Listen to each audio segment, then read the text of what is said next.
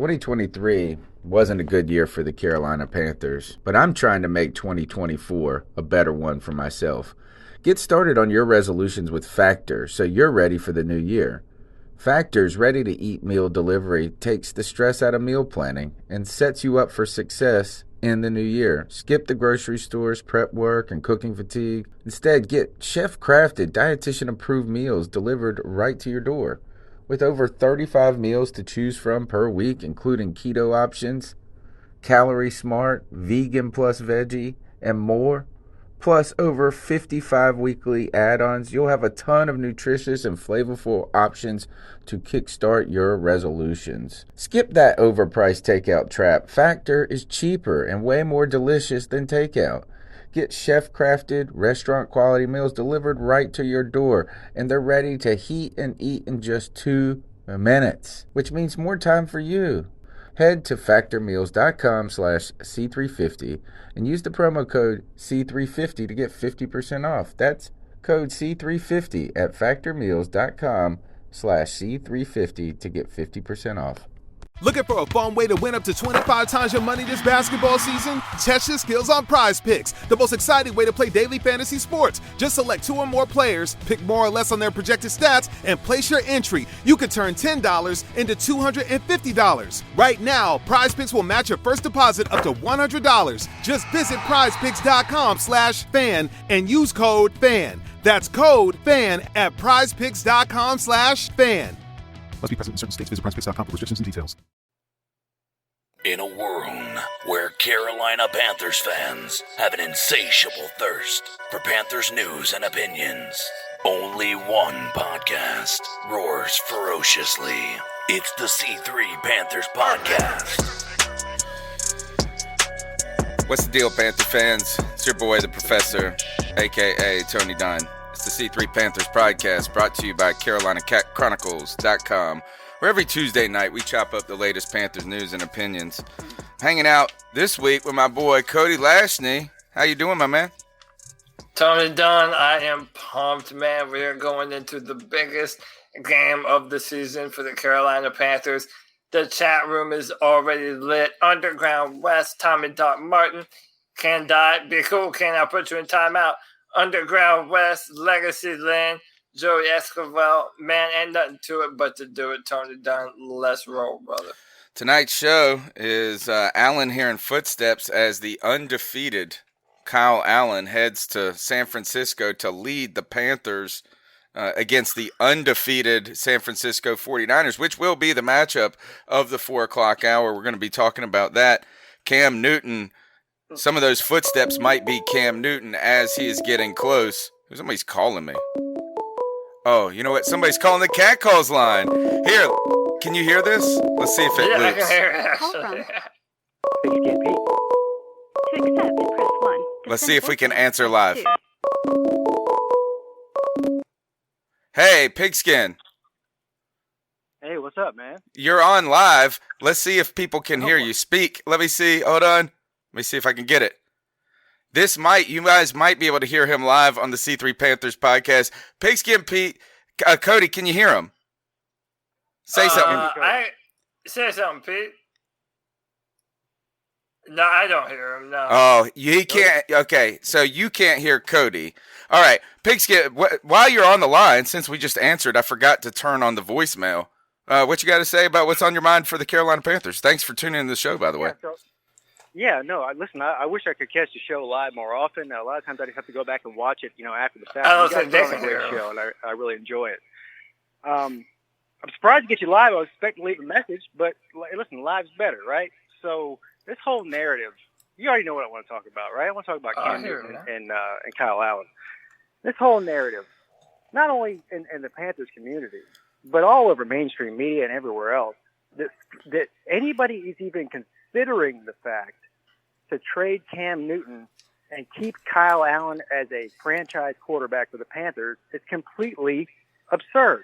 Now, I'm not saying that Kyle Allen is not a good player. He's a very good player. He's a manageable player. He's a game manager who can win you some games when you have a great defense and a great running game like the Panthers have. But what he really equates to is what Alex Smith was when he was with the Chiefs, right? Or even before that, whenever he's with the 49ers. He's not a game changer. And so, I understand the salary cap is an issue that people want to talk about as well. But there's a reason, and I'll leave it at this. There's a reason that there's at least 12 to 15 teams. There's only 32 teams in the whole league, right? There's 12 to 15 teams reportedly that are interested in trading for Cam Newton. Now, why would that be? If he's, past his prime, he's injury prone, and he's not a pocket passer. The reason is because he's one of the top 10 quarterbacks, one of the most dynamic players in the NFL, period, hands down.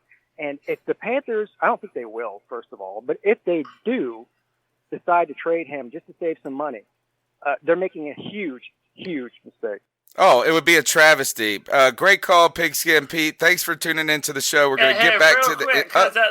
he can't hear you, Cody. He can't hear you, Cody. Oh, he can't hear me? He can hear me, but he can't hear you. Shout out his YouTube channel. All right, check out Pigskin Pete's YouTube channel. That's what Cody said. All right, take it easy, man. All right, check that out, dude. That was the first live caller, man. That was the first live call. Let me turn on the... Because, by the way, that was giantly distracting as the phone was ringing in my ears. Could you hear the ringing? Yeah, I heard the call, and then I didn't hear him at first, and the chat didn't hear him either, and then the sound came back on. All right, so I got that figured out. Wow. Breaking. That's breaking. The first live call in the C3 Panthers podcast history. Pigskin Pete. Out of nowhere. Where he's got a YouTube channel? Tell him about it, Cody. Yeah. Listen, Pigskin Pete is awesome. He's a fellow Clemson fan. Please check out his YouTube channel. He is an incredible content creator. He talks all college football. He does live streams, and he'll rap during the whole game with you. And he has a website called howardrock.net, I believe, and they have a good thing going over there, man. So check out my man Pigskin. He always shows love to the C3 Panthers podcast. So shout out to you, man. Yeah, that's awesome, man. Thank you for the call, and you can be a part of the show by calling into the Cat Calls line. The number's 252-228-5098. I do have the voicemail set up right now because I'm not cool enough yet to answer phone calls, lead the show, and get my computer to do all that mess. So that was a awesome call. I tell you this, though, is we're going to get into that tonight because Kyle Allen is going on the road in what will be a pressure situation. We're going to be getting into that. I mean, Cam Newton, the footsteps that we're talking about, as you saw the video that came out today, and that reinvigorated some emotion into the discussion for me. So we'll get into that. I want to also ask everybody to go ahead and support the show. Right now, we are growing and into what I think is one of the strongest Panther communities on the internet, and it's because of the guests, it's because of the people in the chat room, it's because of the callers on the Cat Calls lines, and all of the listeners to the audio podcast. We thank you for your support. You can help us grow by smashing the thumbs up button, subscribing on YouTube or wherever you're watching right now, or rating, leaving us a review. What I want you to do is just share the show with one friend that's into the Panthers, and we'll grow by word of mouth. All right, Cody. We got Greg here. Greg, welcome. Hey, welcome to the podcast, brother. Hey, thanks, man. Glad to be here. I got a sour taste in my mouth, though. I mean, a ton of crow after everything I said about Aaron Rodgers last week, and then he goes out and has his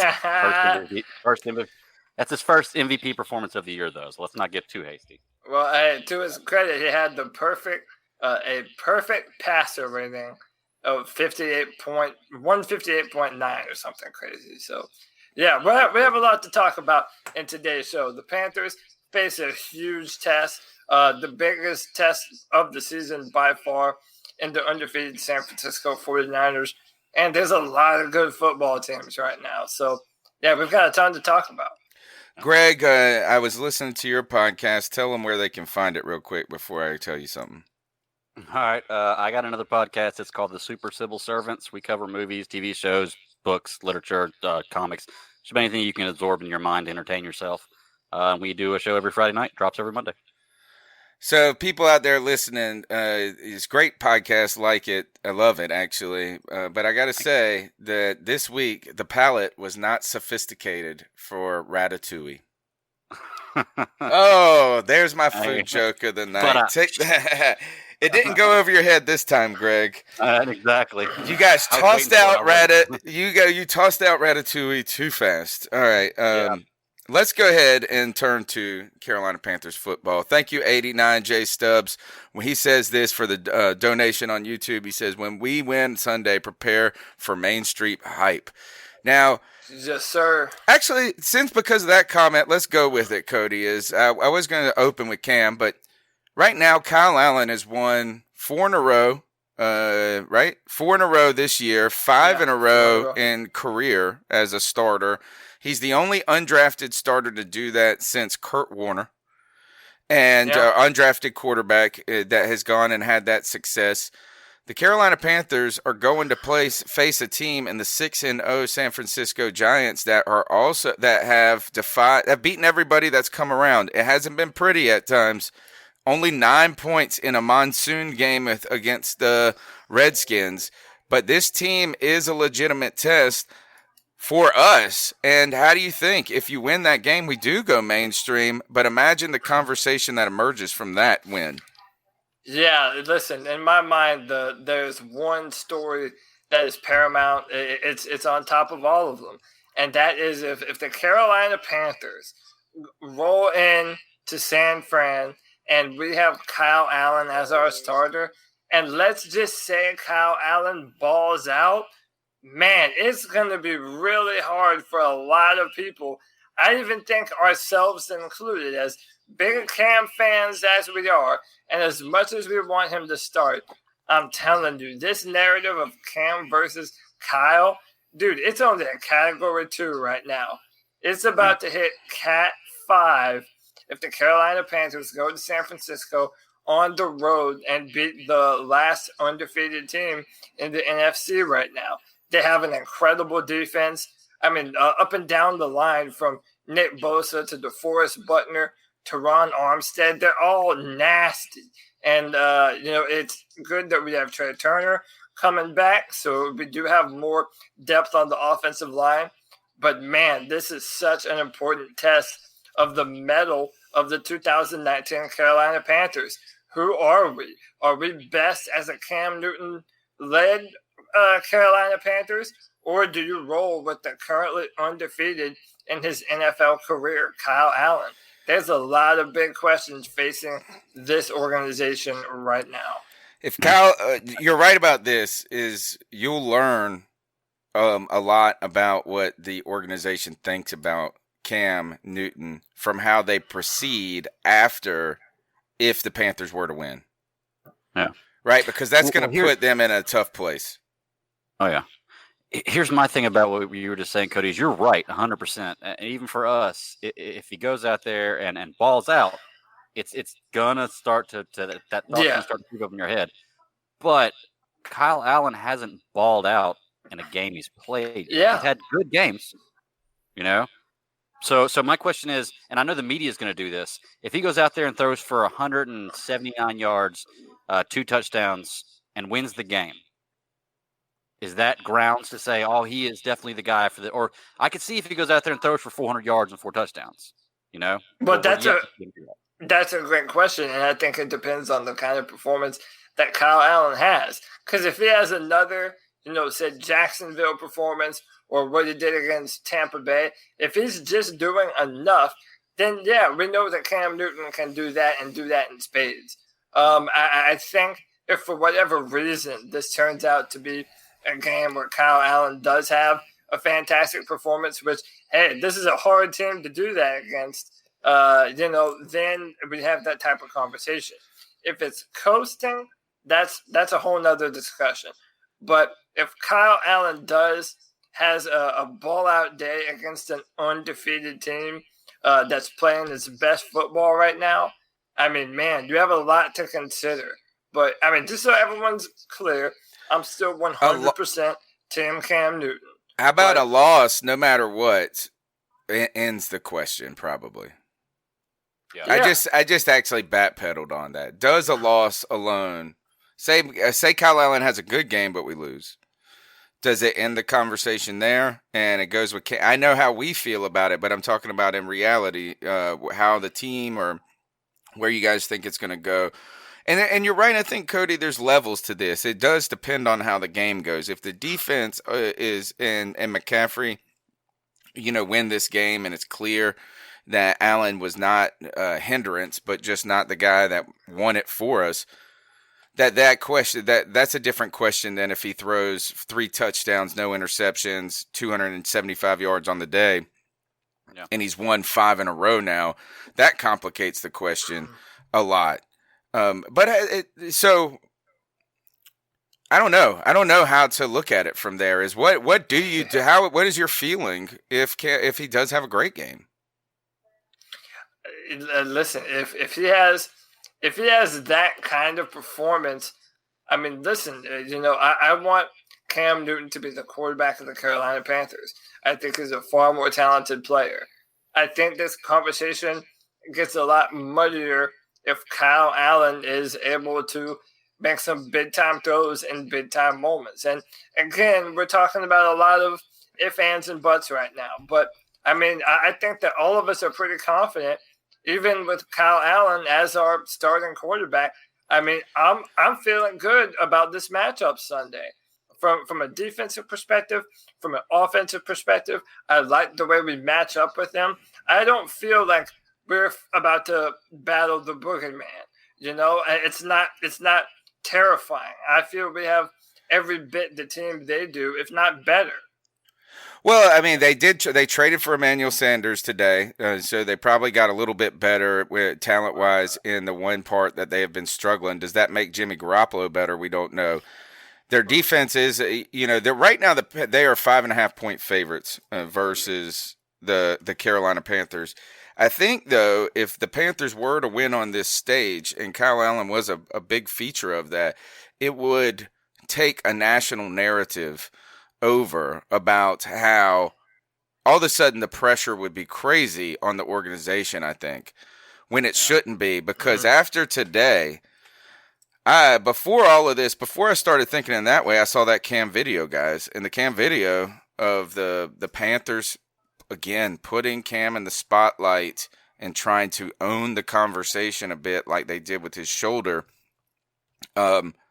They did that today, and you saw Cam Newton in those footsteps. So that got me emotionally excited and reminded me to tell everybody that's still Cam Newton, dude. Yeah, 100%. The thing is I agree with y'all about this. If Kyle Allen wins this game, that's going to be the thing all over the media, because it's what's going on with Bridgewater right now in New Orleans, but it's a little different with him because they know they're not going to keep Bridgewater in as opposed to Breeze. What it should come down to is how healthy Cam Newton is.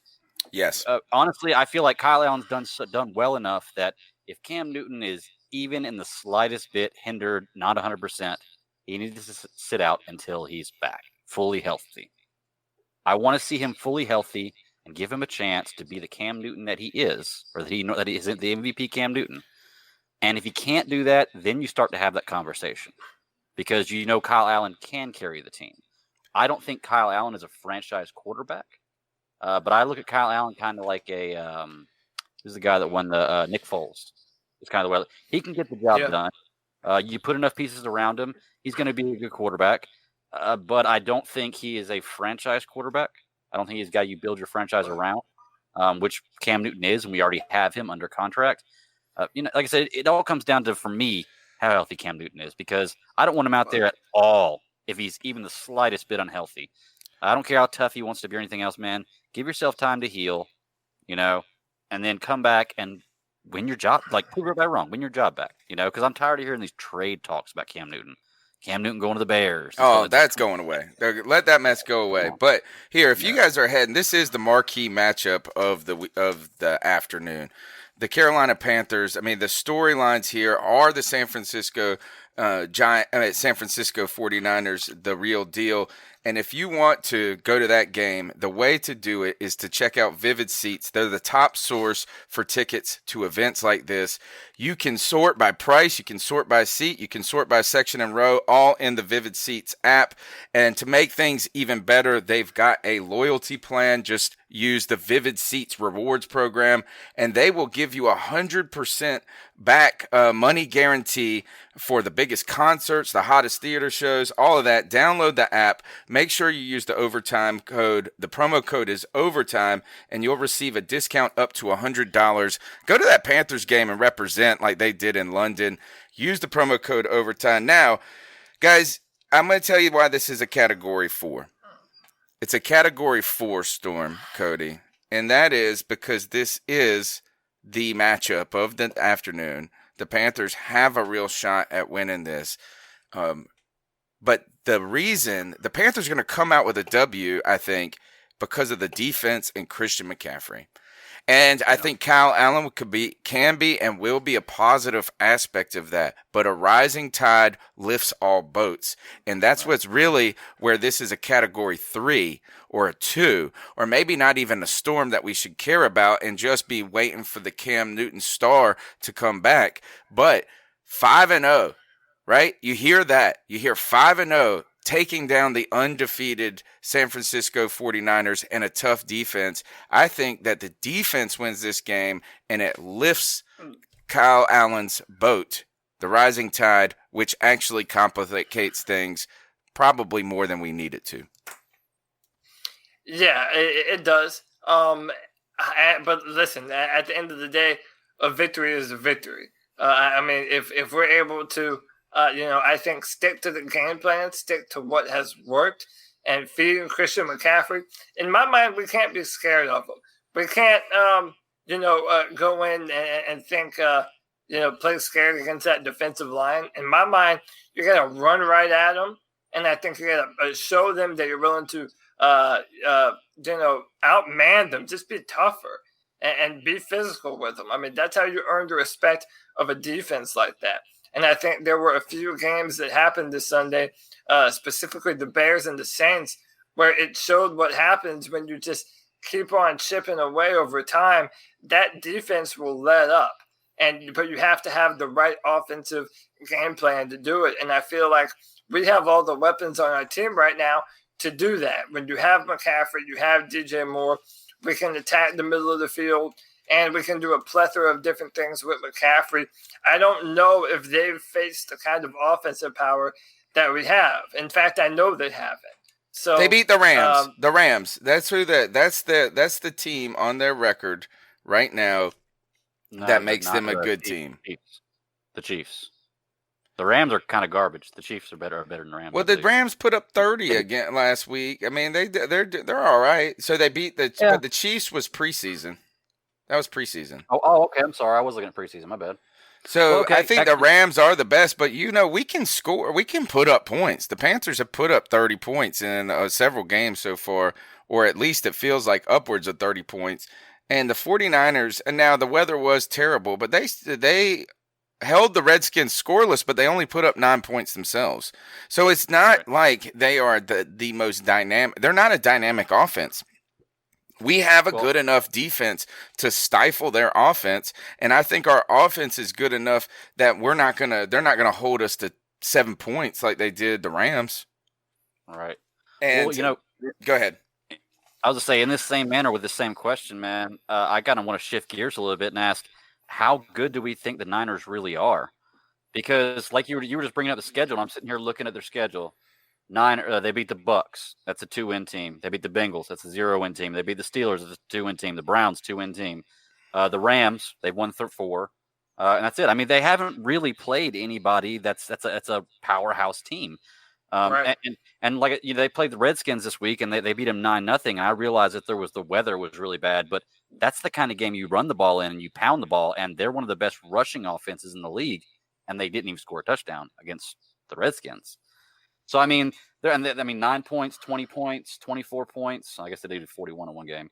I mean, I don't know. I'm not, like Cody was saying, I'm not as scared of them. They're not a monster. I don't think they're as good as their record shows. just based on all the factors you put into it. So. Yeah, which means that this is going to be a complicated conversation. Now let's turn the conversation a little bit more to our offense. Right now, Patrick Mahomes has gone down with a pretty significant injury and a dislocated kneecap. He did avoid surgery, I believe, or torn tendons or it's damage or something like that.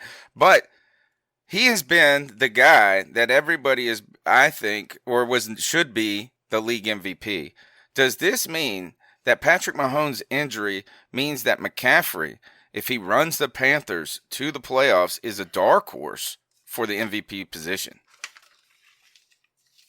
I kind of think he has to be, right? And by the way, welcome CK to the show. CK, what's going on with your brother? Happy you could join us, man. In fact, let's throw it to you right now, man. Where do you think Christian McCaffrey is in the MVP race, all things considered? Man, the problem is just the situation. You look at Chris Johnson's season. I mean, he broke the record for scrimmage yards in a season, and he still wasn't named MVP. It's just a quarterback's trophy with so many guys playing so well. I know Russell Wilson had a bad day, but he still has some of the best numbers this season. Aaron Rodgers, outside of Patrick Mahomes, there's just too many names that are going to be more popular than Christian McCaffrey. I hate that, but I can't see a situation where they put Christian McCaffrey in that conversation in a serious manner. Yeah. He'll get a commendable top 3 or 4, probably is what they'll say. I mean, listen. He was in the talks. He certainly has to be in the running for the Offensive Player of the Year. Todd Gurley won that last year. I mean, listen, all these awards, it's the same thing with the Heisman Trophy to me, too.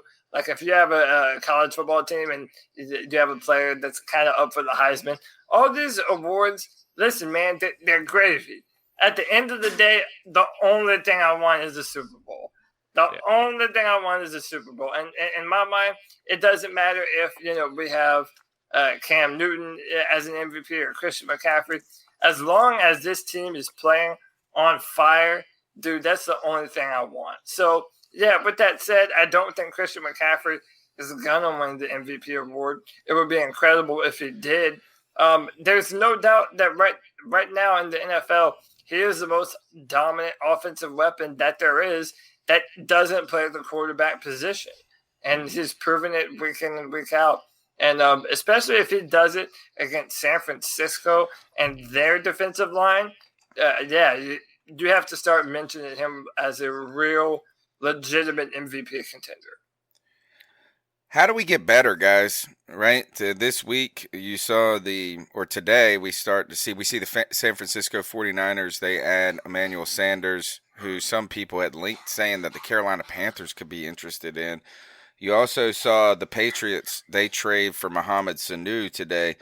You said you wanted a Super Bowl championship, Cody. How do we get better?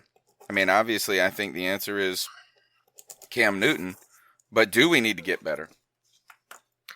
I mean, it's hard to say that we need to get better than leading the NFL in sacks. We're doing great in takeaways.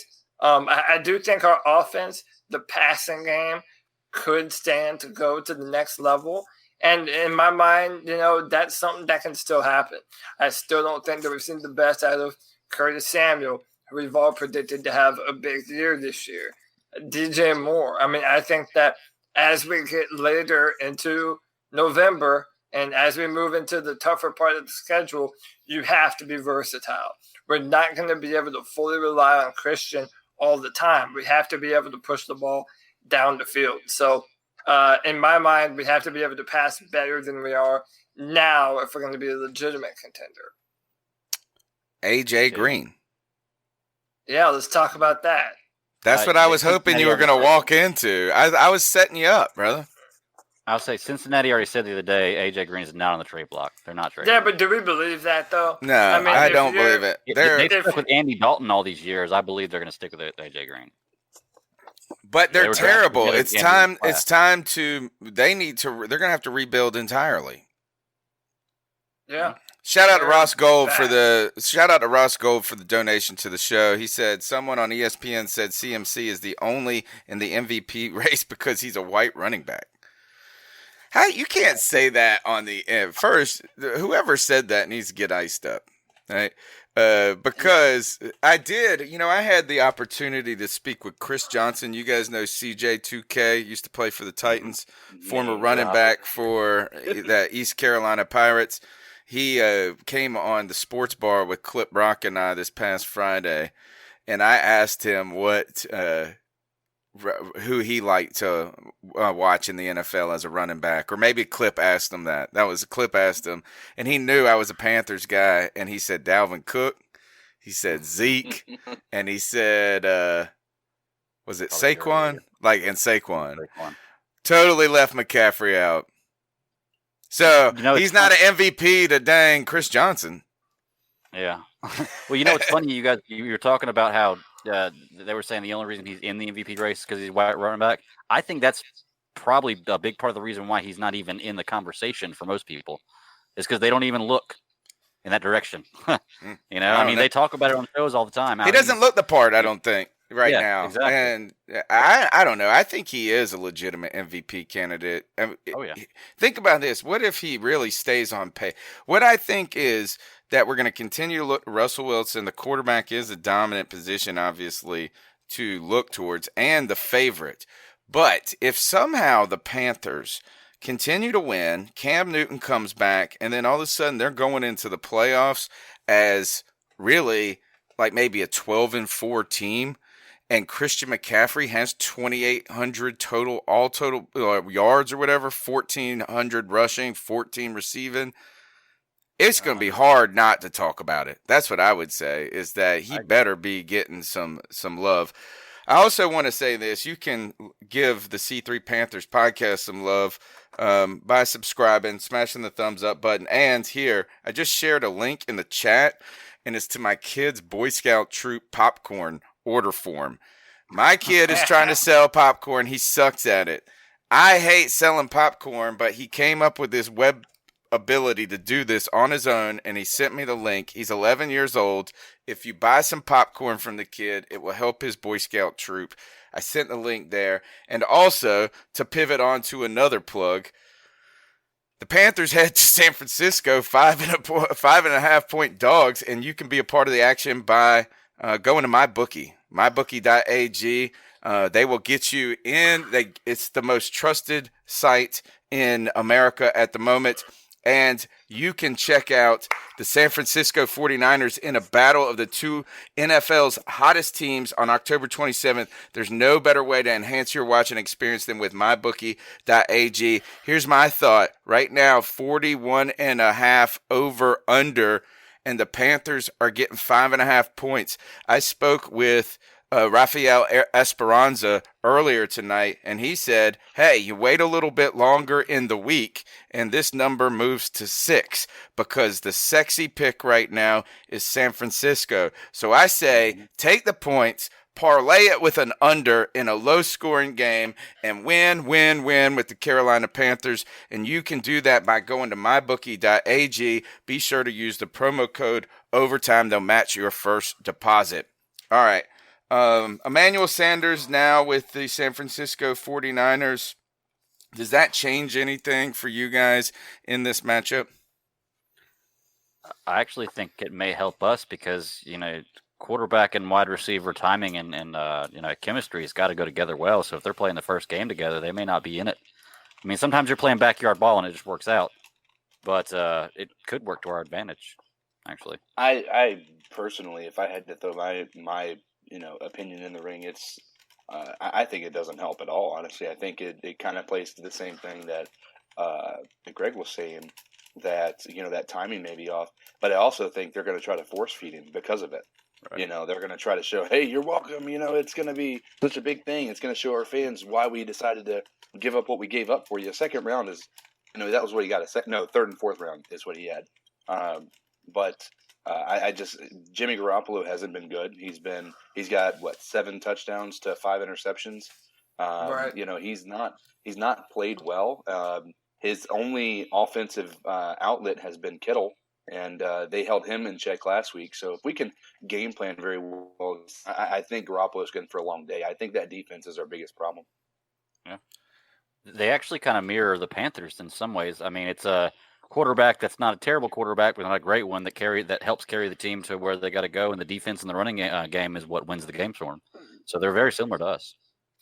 They are, and two defensive rookie of the year candidates in Bosa and Burns, who, by the way, Brian Burns had a surgery on his wrist, but apparently he is good to go, and he will be ready to play for us. Yeah, I mean, really, if what's the difference between Jimmy Garoppolo and Kyle Allen?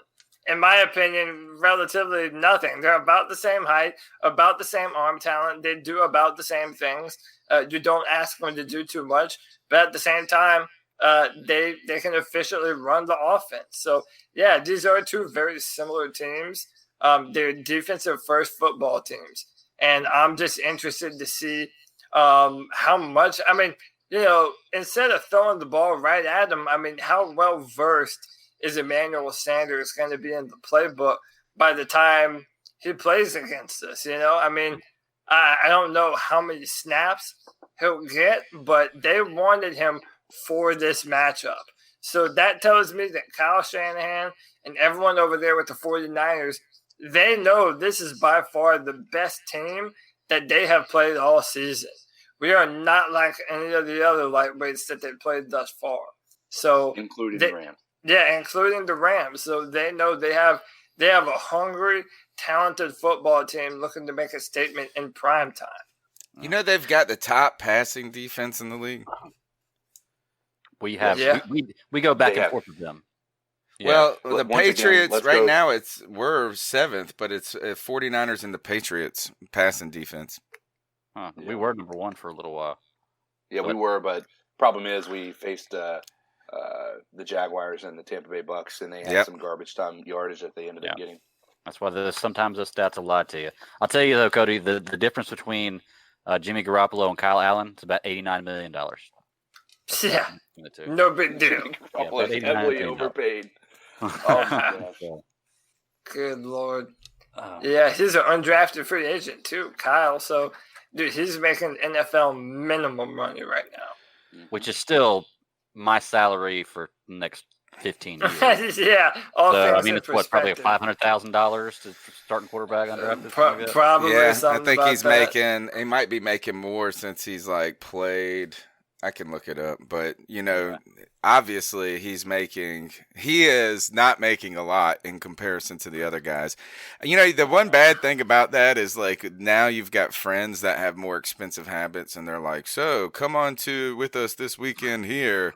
And poor Kyle Allen's like, man, I might not have a job that much longer.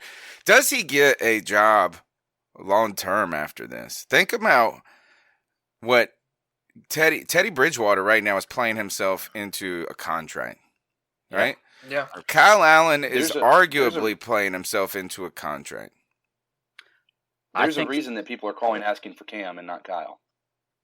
True that. Oh yeah. Well, it would be like Pigskin Pete, the greatest travesty if there's no sense in talking about Cam Newton being traded at this point. I don't even think I'll field it. I think I'm going to hang up on catcalls if they say it.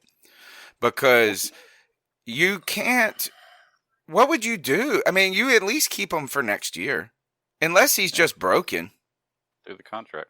Well, Tacos and Slurpees was talking about that earlier on Twitter, where he was talking about how – I don't know what the announcers and commentators are saying, because in one breath they'll say that Cam Newton's done and that Kyle Allen's going to take his job, and then they'll write an article about how this team needs to trade for Cam Newton. But why would you want to trade for a player that you're saying is done and can't play? It doesn't make any sense. He's clearly not done. And the fact that I think he was running like that and they publicized it in that video, guys, today, and they showed Cam doing what was obviously some real football. He said he couldn't run at all. He couldn't run around the stadium at one point. Today I saw him high-stepping. Now, you don't publicize and put that on television if he's not getting better a little bit. I don't know. Crowd control, man. You might. You think so? Tell me. Tell me why. It may just be to bring down the hype of people who are going back and forth with this Cam Newton, talking trash about Cam Newton, because that's a psyche thing too. You don't want your fan base turning on your quarterback while he's down. That makes it. They already have. Half of them already have. Some have. I'm a faithful Cam guy. Some have, but yeah, I don't think it's a good thing to have. I mean, they put it out there to quiet the noise down a little bit. I think it's just like the hype video they made after shoulder surgery when he was throwing the ball 10 feet in the locker room. They're just putting it out there so people will have something to talk about that's not negative, in my opinion. Would you guys take Cody? You there? Yeah, I'm here, man. Go ahead. What do you think? Would you take Kyle Allen or Teddy Bridgewater? I mean, listen, it's hard for me to give an opinion on that and be reasonable. I think Teddy Bridgewater has had more time as a starter, so just for that alone, I'd probably say him. But listen, and I said this last time, we're Cam Newton defenders, so I feel like sometimes it comes off like we're shitting on Kyle Allen when we call him a game manager quarterback. Listen, a lot of other NFL teams wish they had a game manager quarterback right now. Amen. Kyle Allen is balling for the Panthers. He's doing fantastic things. I think considering what has been asked of him and how much time he's played before, I mean, you could not ask for more from a backup quarterback. Kyle Allen has been absolutely incredible. But Ken Dye brought up something a minute ago, and we haven't talked about this scenario yet. Allen's set up to lose on the road versus a top team. Then it's easy to start Cam next week against the Titans. No controversy. We looked at it from the other perspective. We looked at it from the Panthers go in there, get the win, makes this a complicated question. But you go in there, the Panthers put up 10 points, and Christian McCaffrey puts up 7 of them by himself, right? All of a sudden, it's real easy to say, man, we're excited to have Cam back. Yeah, absolutely. Go ahead, man. I think that goes back to what I was saying before. Even if Kyle Allen loses, if Cam's not healthy, I don't want him out there. Oh, certainly, that's I think all based on me. And I also don't. I think that if Cam Newton's not fully healthy and Kyle Allen loses and we take Kyle Allen out and put Cam in, I don't think that's fair to Kyle Allen either. I don't want to. I'm not going to bury Cam for a mistake. I'm not going to bury Kyle Allen for the same thing. I enjoy both quarterbacks, but for me, it's all whether he's healthy or not. Whether Kyle Allen loses or not doesn't matter to me. How easy, though, is it for Cam Newton to step right in there under center if he is healthy and we're coming off a loss rather than winning 5 straight? And then the question, then it's a less complicated question then. I think it depends on the style of loss. If Kyle Allen throws 3 interceptions, fumbles the ball twice, and we only put up 7-10 points, and we get blown out by 30 points, yeah, it's real easy. If he loses the game because the kicker misses the field goal, it's still a little more difficult, Okay, good point.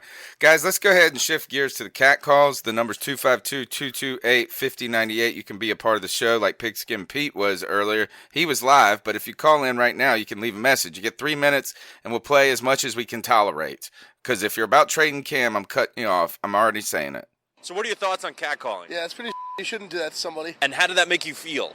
Very uncomfortable. So how do you think catcalling makes the person feel? It feels good, like... Who's that cat sitting in the back corner with his face buried in his nose? Who's that kid that can use one?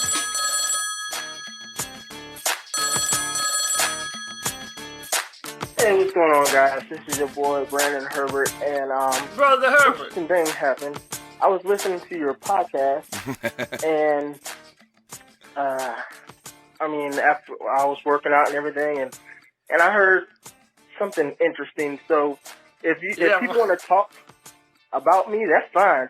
I don't care, because the thing is, I actually look at, I'm not going to just not criticize somebody because they're on my team. So I'm not going to stoop as low as that idiot did that about talking about, because I don't know him personally. So what I'm going to say is James Bradbury, and I get what the other guy on the show was saying about a lot of zone coverage. I wasn't even talking about the zone coverage. I was talking about what I saw man on man. And like I said, that's for everybody. If that's your opinion, if you want to think James Bradbury is good, go right ahead. That ain't got nothing to do with me. So I was talking about man on man, what I've seen, his reactionary skills. Just because somebody does something good doesn't mean you just look over and ignore the bad. And another thing he said, see, if you're going to talk about me, make sure you be factual. You said that I don't ever say anything good about him. What was that, 2 or 3 weeks ago? If you can rewind that back, I actually gave him praise for, and I still stated, I don't really think he's a good quarterback, but he's been playing really well. A few weeks ago, in that fact, but since people want to listen, they don't want to listen. They just want to talk. Maybe you look over that. But regardless, he said go to the tape. He said go to the tape. I still don't think James Bradbury is good. I still think we should move on. If we didn't pay freaking Josh Norman, I damn sure don't want to play James Bradbury. I think James Bradbury's better than Josh Norman. Maybe some of the Panther fans like settling for mediocrity, but that's not me. I want the best. Get him, brother. And I'm going to keep fighting for the best until I get the best. The best. So, Chris Gamble, that was consistent, and I know that a lot of people may not remember how great he really was. Chris Gamble was consistently. He struggled though in year 3. He started to get lazy pro. He admitted that. Games. You know what? I still remember Chris Gamble holding the likes of Calvin Johnson to 65 yards. The likes of All right. Well, that's Brother Herbert. I'm sure he's probably the next call as well. But let's turn our attention. Thanks for calling in, Brother Herbert. That's the way. Stand your ground. Bradbury, though, it was the subject of an athletic report today. I think it was today that was put out. Jordan Rodriguez put out this is the title of the article, with so few Panthers signed through 2020 and most playing well. Marty Herney must start prioritizing. And right now, the priority contracts that they are referenced, it says, but at least 2, a league source told The Athletic, are considered top priorities for longer-term extensions: cornerback James Bradbury and Shaq Thompson. Bradbury was thrust into a difficult role as a starter. He's played all 4 years. I think to be fair to Bradbury, he has been pretty durable. He has been available, and I think he is getting better. The question I'll pose to you guys is Bradbury better than Josh Norman when he was with Carolina? Yeah. I think Bradbury's been more consistent than Josh Norman. Bradbury's been a productive, or let me rephrase that because it's not going to necessarily show up in the stats. He's held a lot of really good players to a very small amount of yardage over his entire career. You know, when it comes to Mike Evans and just the divisional opponents with Julio Jones, even Michael Thomas. Like that. So when Mike Thomas and even Brandon Cooks before Mike Thomas, there's a lot of success that he's had. But, the problem is the stats aren't going to show that. He's been more consistent. He's had the success early on, where Josh Norman took a little while to get to the place where he was. So that's where I think that Bradbury has maybe a higher ceiling than Josh Norman did. Yeah, 2 different levels draft pick, too. 2nd and a 6, I believe. Not entirely sure. I think that Bradbury has been better sooner.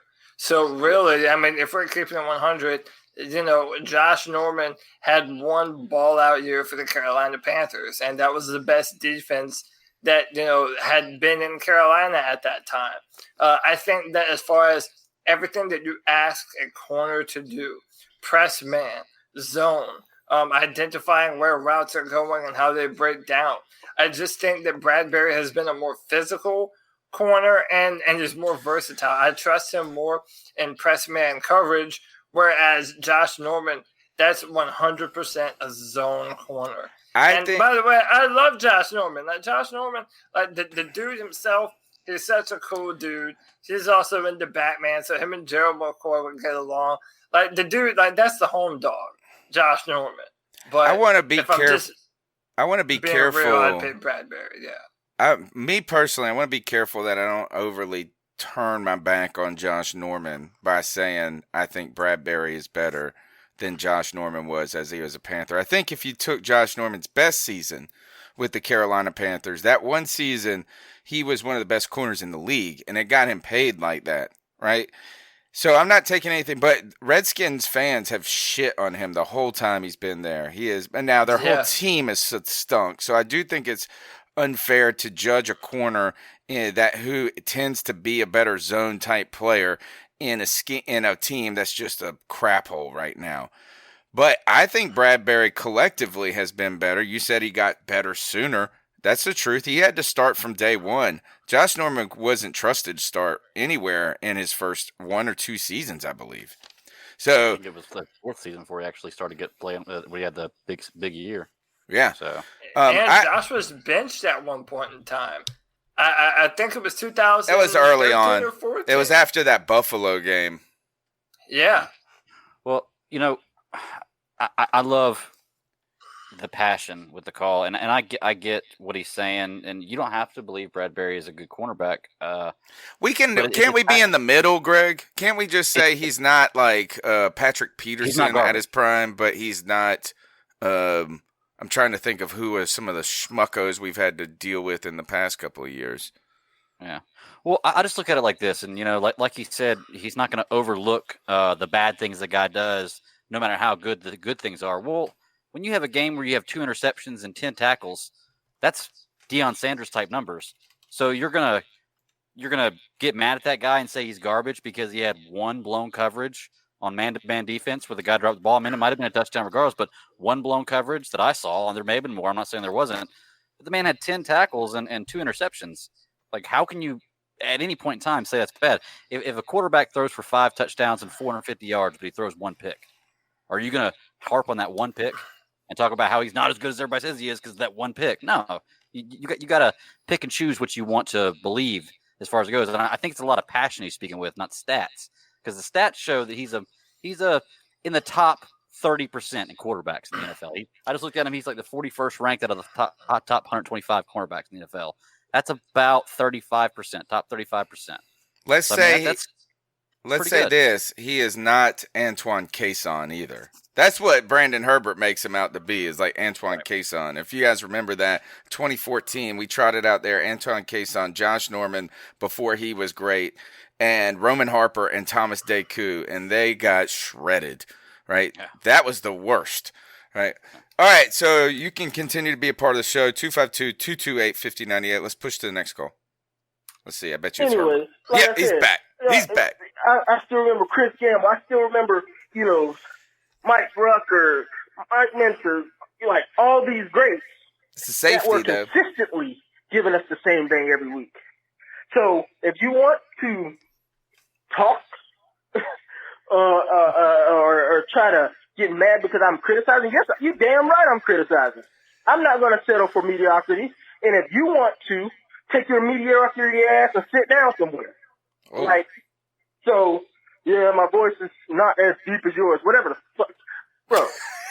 I don't care. I don't even know who you are. So his name's Moneybags. Like, Moneybags Lawson. Now he's starting a real beef, y'all. So, now that that's out of the way, let's talk about some actual facts. And about football. I can't wait. Like I tell y'all all the time, I still think we should rock Cam Newton because we got to decide we need to finish. This is the first time you've ever said we should rock with Cam Newton. I think we should rock with Cam Newton to the end of the year. And if we win, we win. If we don't, we don't. I want to win, but we need to know if we're going to stick with this man because next year if we cut him, it's only $2 million in dead cap. So it's not going to hurt us if we cut him. What are we talking about? We need to find out what's going on with that.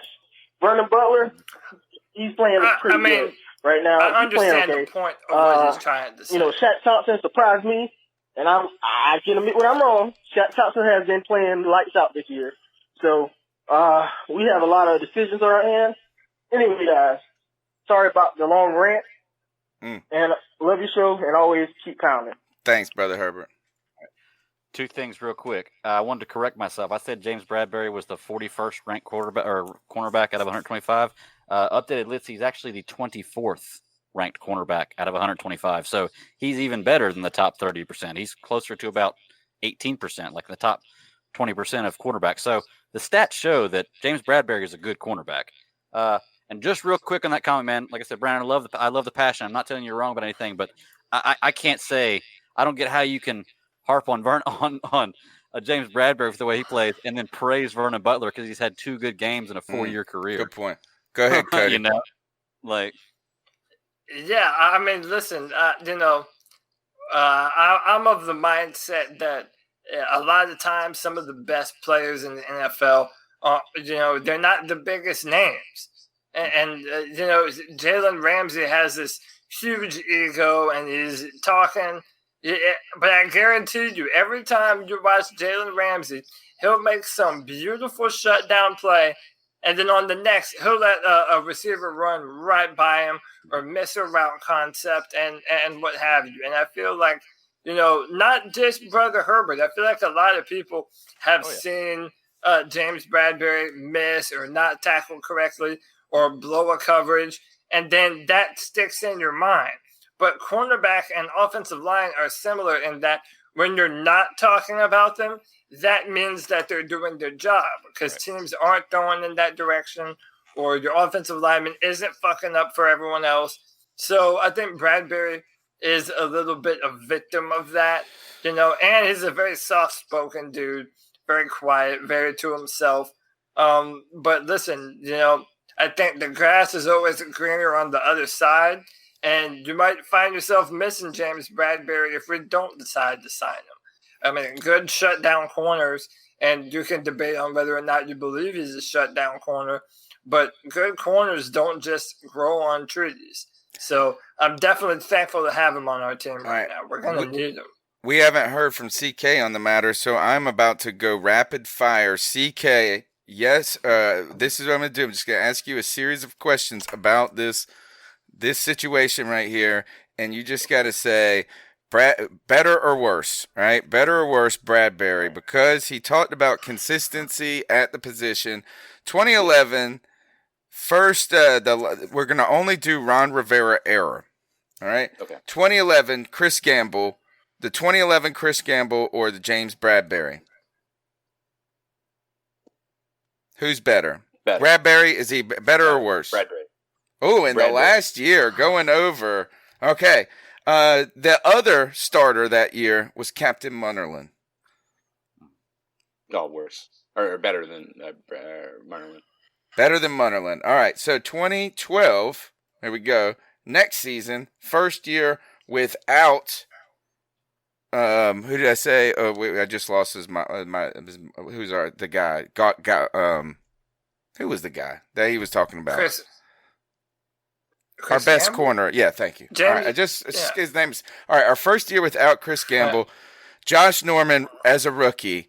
Do we have is Bradberry or Josh Norman? Bradberry. All right. So Munnerlyn was the other guy that year. All right. So next season is 2013 was Melvin White and Captain Munnerlyn. Bradberry. I mean, it's pretty clear. All right, next. I mean, it's not even a question there at this point. Now, the next season was Norman and Kayson. 2014. Still Bradberry. Yeah, still Bradberry. 2015, like I said, was Norman and 2015 was Norman. Ben Wickery, right? Yeah. Big play, Ben. Charles Tillman. Yeah, and Peanut too, man. I still think Bradberry, at that point in his career, I think Bradberry over top of him. Norman still was a system guy. I mean, he produced really well in the system that we set up for him. So, but I still got to give Norman. Is Bradberry hot take? Is Bradberry our second best franchise cornerback? Yes, consistently wise, yeah, absolutely. Wow. How about that? I mean, Brother Herbert, your head might have just exploded. I mean, listen, I think that Dante Jackson, especially when you add him to the mix, I mean, we have the best corner tandem that we've had since Ron Rivera's been the coach of the football team. Yeah, agreed. So I mean, this is easily our best defensive backfield that the Panthers have ever had. Trey Boston was a beautiful addition, and I mean, listen, we have two corners that a lot of teams would probably trade some quality draft picks for. So yeah, it's a blessing, man. That's the question. Who is another corner that in our history that is better than Bradbury? Because if we all agree that Gamble is the guy, maybe it's Ricky Manning Jr. with that season with all the interceptions and the Super Bowl. Maybe But that was he's one season, right? Well, Yeah, that he was had one he season, had yeah. he had 2 or 3 good seasons. Then he went and played with Bears. He was pretty good. He might be our second best corner ever for right now on record. All right, I do want to remind everybody this is that this show is brought to you by the CBS Sports app. It's called Go Check Out CBS Sports HQ. It's a brand new streaming sports news network. It's live 24/7. It costs you nothing. That's right. It's sports coverage that's always on and always free. And guys, I went and checked out this app, and you really get to watch just content on your phone. What I like about it the most is that as you're watching the CBS Sports HQ app, it just these like 12-minute videos, right? Essentially mini podcasts, and they've basically taken their live TV show and made it so it's like a continuous podcast running on the video as well. So make sure that you check out the CBS Sports HQ app. And there's no fake debates. It's just real sports for fans at a great price, completely free. That's the great price. You don't even have to log in or sign up. That's what I also liked about it is I hate logging in and getting emails for everything. So download the CBS Sports app and watch CBS Sports HQ today. All right, let's continue through with the cat calls. The number is 252-228-5098. Hey, how's it going, guys? You got Sam in Tampa right now. Been here for about 2 years, so been dealing with these Bucks fans for quite a while. But yeah, man. What's up, man? Welcome. After the first loss, felt like we needed that win in our home, but very happy on how the team is playing now. I'm confident. Defense is playing lights out. Definitely top 3 defense in the league right now. And wow, I just want to talk a little bit about Kyle. Kyle's playing. He's doing what we need as far as a quarterback. He's doing exactly what we need.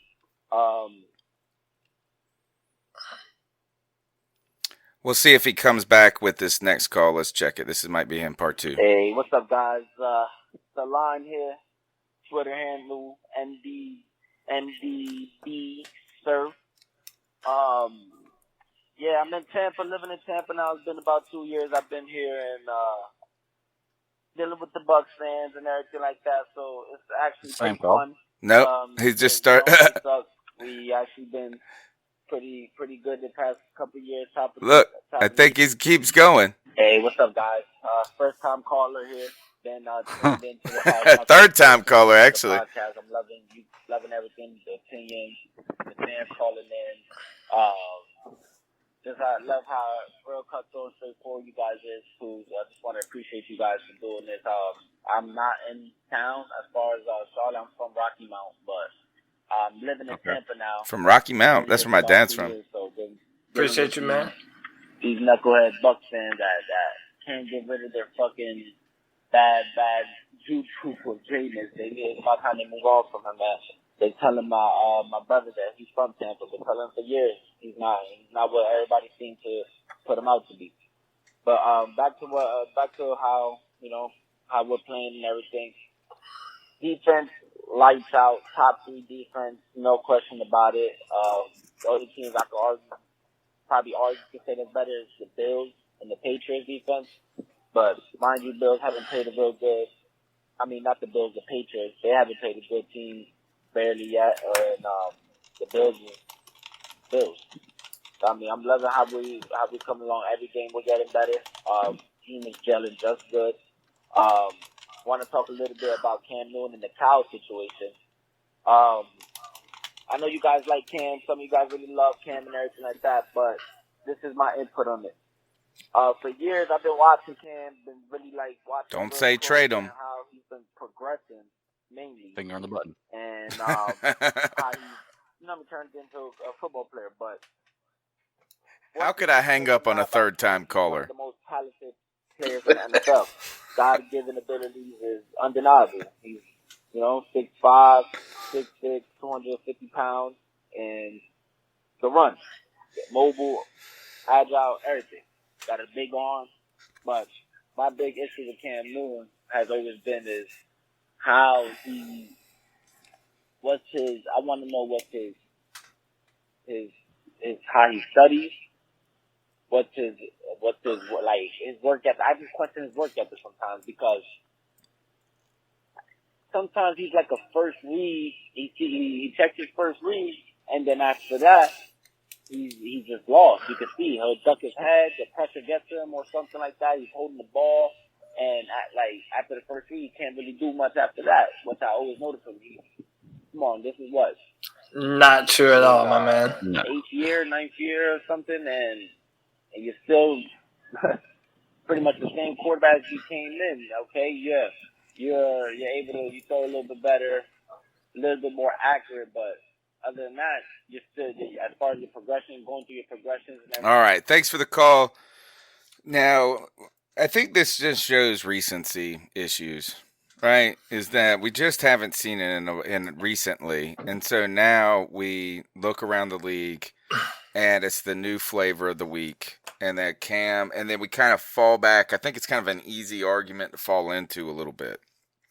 Yeah, and the thing that's so bothersome about it, and listen, man, thank you for the call. Listen, whatever opinion you have, if you're a Panther fan, we accept all Panther fans. You can think whatever you want to think. This is my deal. A lot of these takes he's not the only one that thinks that way.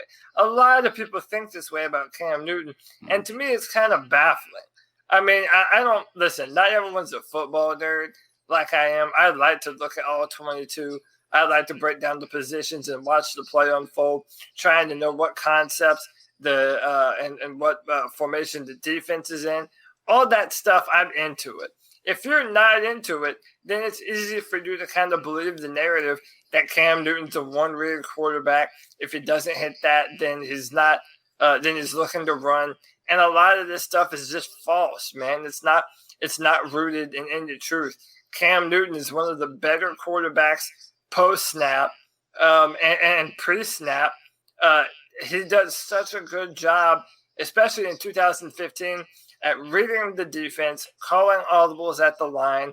And for a long time, a lot of fans have wanted us to put the offense more into Cam Newton's hands, whereas they're kind of trying to put shackles on him and make him play a certain style.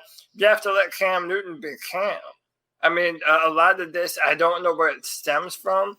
But it stems from the Tampa game. It stems from this conversation. It's been around for a while. It's always been there, right? Is that it was early on, Cam couldn't be the quarterback. And then even when he was a quarterback, people were saying it was because we had the best scoring defense and this and that. Really, though, this conversation always exists. It's kind of like I'm trying to think if it's like something that just festers and lives. Sometimes it gets bigger, sometimes it goes away, right? And the only reason right now I think that kind of narrative is got any traction is just because we saw that Tampa game, right? And I won't say traction, but has resurfaced, has gotten audible again. Cam Newton comes in, plays lights out. All of a sudden, it's back. It's a different story. Yeah, and shout out Jeff Hodge in the chat saying people forget the first 8 games of last year when Cam Newton had the highest completion percentage of his career in North Turner's offense with the same pieces that he has now. And he wasn't even throwing the deep ball last year. So now imagine Cam to Curtis with a healthy, improved Cam Newton shoulder this year. Anyone who knows anything about NFL talent knows that Cam Newton at 100% is far and away the better quarterback to play for the Carolina Panthers over Kyle Allen. It's not even close. I think he said his Twitter handle was MDB Sir. I think that's how I was looking back at it. Ken Dye says this in the chat room that I'll point it out again. With Cam on the field, we can attack any spot on the field. Allen doesn't do that for us. I think one of we've seen Deshaun Watson unravel that type of talk. I don't know if Cam, if it was the Amazon Prime enough to do that. I don't know. What'd you guys say, CK? Man, and I want to first start out by saying that what I'm about to say is from frustration, not just from our caller, but from having to have this conversation with every person who knows that I'm a Carolina Panthers fan. The argument that Cam isn't a leader is so commonly brought up. And I sit there and I look at it, and it's at work. My stepfather, even this past weekend, was trying to say, I think you guys are better with Kyle Allen. I've never seen Cam Newton have the type of poise that guy has. And I'm like, first and foremost, if you're not a fan and you're not watching every press conference, Right. if you're not looking at every YouTube post that he puts up, every Instagram post that he puts up, if you're not reading every article that has to do with Cam Newton, you have to be able to take a step back and realize that there is some information you don't know. And there's a lot of the media that is not providing that information to you as they may with other quarterbacks. Cam Newton is by far I would say maybe somewhat second to Jake Delhomme. I think Jake Delhomme was a really good leader. But by far one of the best leaders our team has ever had. And when you talk about work ethic, if you watch his, Instagram, he's up at 4:00 in the morning on the treadmill. I know a lot of these guys do, but I can tell you there's a lot of quarterbacks who don't have that type of drive. He went vegan because he thought it would help him physically. Let's be honest, if he didn't care about his job, if he didn't care about football, if he didn't have a work ethic, you think he wouldn't be just chowing down on some meat right now? I'm just being honest with you guys. He thinks he's doing what's best for his body. I know He may be one of the hardest workers in Panther history, to be honest. Absolutely. So all of this comes from a frustration of having to deal with so many people having this argument that Cam Newton isn't a good leader, but doesn't have enough evidence to back it up. All they can talk about is the towel from the first season, and then they're going to bring up the press conference from the Super Bowl and the football. Did you see Zach Greinke, by the way? Did you see Zach Greinke after he lost for the Houston? Who is it? Astros. He had, he did the same thing Cam did. These guys, they're human beings. Right? I think Cam has showed a tremendous leadership and work ethic. I don't think it's work ethic. If anything, guys, I won't say that. I think Watson really took on this in those press conferences where they asked him about what these guys were doing, and he just broke it down for them. I don't know if it's going to take Cam Newton doing that and like getting the chalkboard out and giving a lesson to us. But we know Cam Newton is a hard worker, and did you guys see there's a video floating around right now about Kelvin Benjamin, the laziest wide receiver in league history? It's got like 100,000 views or something crazy on it. I saw somebody send it to Raps did that. We tried to get him on the podcast at one time. We still need to do that. But yeah, man. And listen, I just want to hit on something that Cody said real quick. I have this conversation every other day. Dude, the mailman will come up to my house talking shit about the difference between Kyle Allen and dude, like we have these discussions all the time. Chef Jeff even said the same thing in the chat room. It's like we're constantly having to defend Cam Newton from a bunch of people that have not the foggiest idea what they're looking at, what's going on. So it's like, it becomes frustrating at times. So, yeah, this is where we come to lay down the truth. Greg, before you go, I just one more point. My stepfather, he was bringing up, he was like, I was watching Sam Darnold. Every time you cut to Sam Darnold, he's looking at the screen wondering how he can get better. And I'm like, you're really trying to compare Cam to Sam Darnold right now? I mean, come on, bro. When the moment he said that, I was like, all right, this conversation's done. Anyway, go ahead, Greg. Yeah, how do you deal with that? I deal with it at work all the time, man. All the time. I do want to say for that caller, okay, there is a difference between work ethic and execution of plays. Okay, I'm 5'8". I can go to the gym every day for 3 hours and work on trying to dunk a basketball. That's my work ethic. That's how hard I work for it. I'm never going to do it. Never. That's the difference in the execution. Now, my work ethic can be the best you've ever seen. doesn't mean that I'm going to execute what I'm working at perfectly. Now, I'm not saying that Cam Newton can't read plays. I tend to agree more with Cody on this one, that maybe that needs to be looked into a little more because he does go through his progressions. He does read plays. When he's healthy, he's a great quarterback, but work ethic and execution of plays are two different things. Cam Newton's work ethic should not be questioned by any means. He's one of the, I think him and Christian McCaffrey are probably two of the hardest working NFL players I've seen. I mean, there are a bunch that I can point out to, but those two guys, man, they're always working, always working on their craft. So, all right, next you hear Panther players talking about his dedication too. All right, all right. Could be a bias. So. Let's go through the next call. Hey y'all, what's up? It's Barney from Brooklyn calling. Barney, love what's the up, podcast. Listen every week. Thanks, Barney. Just call in to see what you guys think now, since we know that Allen is going to be starting against the 49ers. And they're going to be looking, I mean, they're a really good defense. They're going to be looking to hit him and, force turnovers, maybe try and force his first interception. And they're going to try and stop McCaffrey.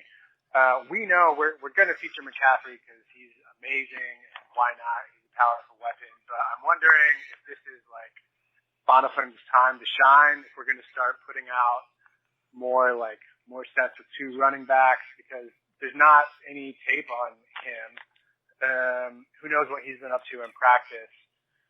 Anyway, just curious to see what y'all think about that. Love the show. Keep on it. I'm calling it right now. Bonifan throws a touchdown pass to Christian McCaffrey. Bonifan was a quarterback in college. Yeah. All right, that's a hot shot, a hot take right there. I like that. But listen, I'm gonna go out and give a hot take right now. I think Christian McCaffrey. We talked about him being the MVP, and I think against San Francisco, and this is my hot take, I believe he asserts himself as the front runner for the MVP. Even though I just said I don't care about the MVP, I mean, I think that when you look at this Come to my side. Come to my side. Come on over. When you look at this San Francisco football team, it's predicated on beating the hell out of the quarterback, as a good defense should be. So that check down option is going to be money for Kyle Allen, and he's going to have to depend on Christian a lot in this football game. And I think that Christian is the perfect kind of player to bail you out of pressure from a defensive line like the San Francisco 49ers. I'm predicting a huge performance from CMC this Sunday. Guys, I was so optimistic. I've been optimistic all the way for an hour and 15 minutes now. But I got to say, that call just made me think, Kyle Allen has got to go with that defense. If he doesn't put the ball on the turf, it's a big win for us. All right. Yeah. Because they're going to be coming for his ass. You're right. He's going to have to play a great game to survive that game, or really to do well. Now, Cody, what happens if Bonifan throws the touchdown pass to Christian McCaffrey and Norv Turner kind of puts the old man muscle on the young Kyle Shanahan and teaches him a lesson? Will you change your mind about Norv Turner? I mean, listen, I'm not gonna say that that a lot could change my mind unless Kyle Allen. I mean, he has to call a brilliant game in order for me to do a 100% turnaround on that. I mean, but look, Norv Turner has been more than fine. If that happens, and if Bonifan does throw a touchdown pass to McCaffrey, I'm gonna start having to call you Nostra dumbass. No, gosh, or Nostra mustache. Oh, there you go. There you go. Yeah. So, hey, quick question, guys: is Cam Newton getting a hat for this game? Is he showing up dressing out? Ooh, thank you for bringing this up. Does he travel with the team? Yeah, I don't think so. Well, if he does, that raises. If they say he's healthy, and he does travel with the team, and he gets a suit, he gets a hat, he won't get a helmet. He will not suit up. Okay, that's all I was going to ask. If he does suit up, and Kyle Allen starts out the game, we're down 21 at halftime. He's thrown 3 interceptions, and he has 76 yards. I know. Do you put Cam in? What if Welcome Kyle Will Allen Greer. gets hurt? Exactly. Will Greer. I mean, they have an article about it. I think either on the Riot Report or the Athletic about that. Will Greer knows that he's next man up. He says he's preparing, and so he knows he's the number 2 guy right now. So he can be one play away from starting. So, we could very well see a situation where we have a something. I mean, because he showed not anything in the preseason either, just like Kyle Allen, and Kyle Allen's doing what he's doing. So let's be optimistic. We may have a 3 quarterback conundrum on our hands. Does he travel? Does he travel with the team, CK? No way. Not with them having the exact same comment of him not traveling to London. Why have him stand on the sideline on his foot for 4 hours? We want to make sure we're giving him the time. Right now, he's practicing on the side. He's not doing any real practicing. Right. We'll see what tomorrow brings, but right now he's not actually putting a lot of stress on that foot. So I could see a situation where they just bring him, keep him at home instead of bringing him all the way across the country like that.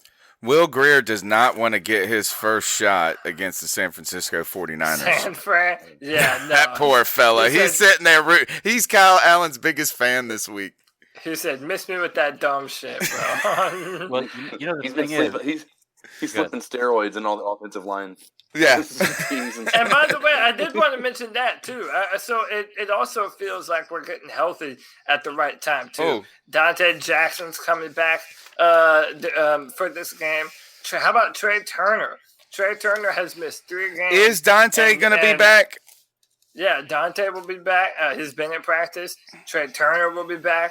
A lot of guys are back, and they're doing their thing. And Chef Jeff in the chat said that they switched up their routine and they came in on a Monday after the bye instead of what they would normally do on a Tuesday or Wednesday. I think that's for the suiting up for practice and stuff like that. So I have a good feeling going into this because in the NFL. I'll just finish with this. You have to get healthy at the right time. That's a pivotal thing for players wanting to make a real push. And it appears as though we're doing that at the right time. I want to build on that discussion. Trey Turner comes back to the offensive line, and you brought this up before the show, Cody, as Darrell Williams has actually been playing better. Van Roten has been pretty good. I think we have not seen any problems with that interior. Like, they've actually been getting better for each week. So you asked me this, what would you give up for A.J. Green? Is it Trey Turner? Ooh, sorry. That's kind of wild. No, if they're not going to take Trey Turner at this point, I'll be honest with you. Even if you tried to trade him over there, the only thing they're going to accept is draft capital to build their team up for the future. I don't think that they're going to go after Trey, who, he may still have quite a few years left, but they're not going to trade tit for tat. You know what I mean? Yeah. By the way, my answer is a real short hell no. He gets $12 million. He's going to get $12.5 million next year. You can never have enough good offensive linemen. And listen, shout out to Darrell Williams, who we take every opportunity to shit on, has been playing well at the guard position in Trey's absence. Darrell Williams has played well on the interior.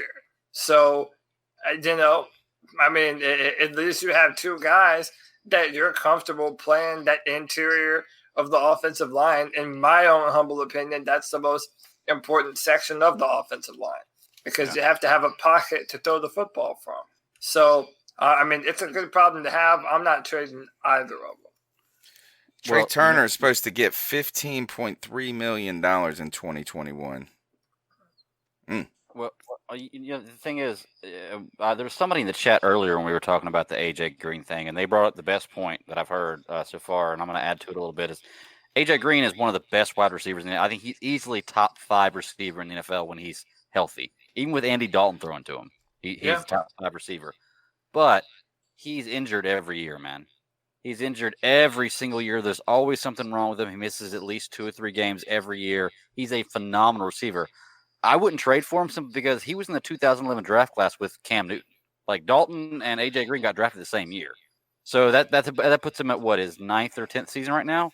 that's starting to get to the point with wide receivers where they don't have much juice left. I don't think he's So a I good like- option either because he got hurt this season. It's not like he got hurt last season and he's been at top Right. form. You don't even know what you're getting. For me, the name that I would actually be interested in is Patrick Peterson. Really? No, I wouldn't be. Why? Yeah, I don't. He's kind of cheap. Is it $8 million corner, right? And imagine having Peterson and Bradbury and Dante Jackson on the field. What would you give up for him? Reed back there. A third. He's got 2 years left on his deal. I don't know if you get him for a third, man. Yeah, For just a third? He came back and he balled out. He gave that, that if, I listened to the Pat McAfee show and they had AQ Shipley on, who's the center. And he was talking about the difference that made for that defense, having him back on that field. He said it allowed the pass rush to get home and allowed Chandler Jones to have 4 sacks. It wasn't necessarily, it's kind of our same situation. Our defensive line is not just good because we're so great at getting to the quarterback. It's a mixture of that, but our coverage has been on point for pretty much the whole year. So that's that. It's a lot of coverage sacks that we've allowed, and I think that happened there. So I think they're seeing him as a anchor. And honestly, they've won 3 in a row. I think there's no chance they're getting rid of any key pieces. They can't catch the 49ers, though. They can't catch the Seahawks. They're going to be looking for a wild card. No. Oh, wow. That would be crazy. I would My thing is this: where do you play him? I mean, who are you putting on the bench to play Patrick Peterson? Bradbury? We just got done talking about Bradbury. No, I think you put him across from Bradbury, and Dante Jackson's been hurt, and if anything, you just move him to the nickel. See, I got to say, man, as much as we've been talking about Bradbury, I think Dante Jackson's better than Bradbury. Bradbury's good. He's more consistent, but I think Dante Jackson's a bigger he's more of a no risk it, no biscuit type guy. I think he has a higher ceiling for sure. I have a more logical answer. All right. Harris from the Broncos. Who? Chris Harris. Oh, he plays a nickel, right? Yeah, and he's really good at the nickel. Yeah, they kept him over. They kept him over Bradley Roby. Yeah.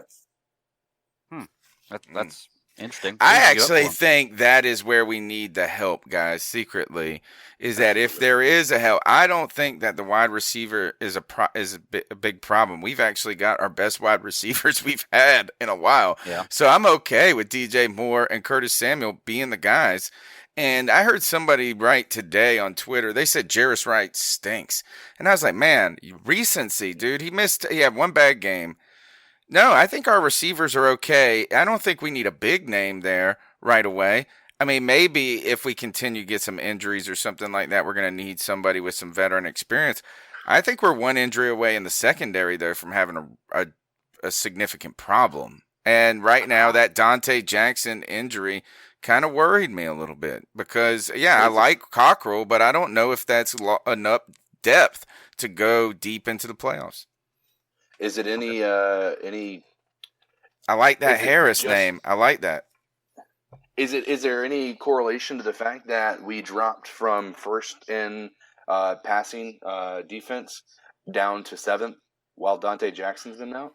Well, we also had a bye week involved in there too, so the stats still go on while we don't. No, the stats they're going to be based on per game basis. So per game we dropped to 7th.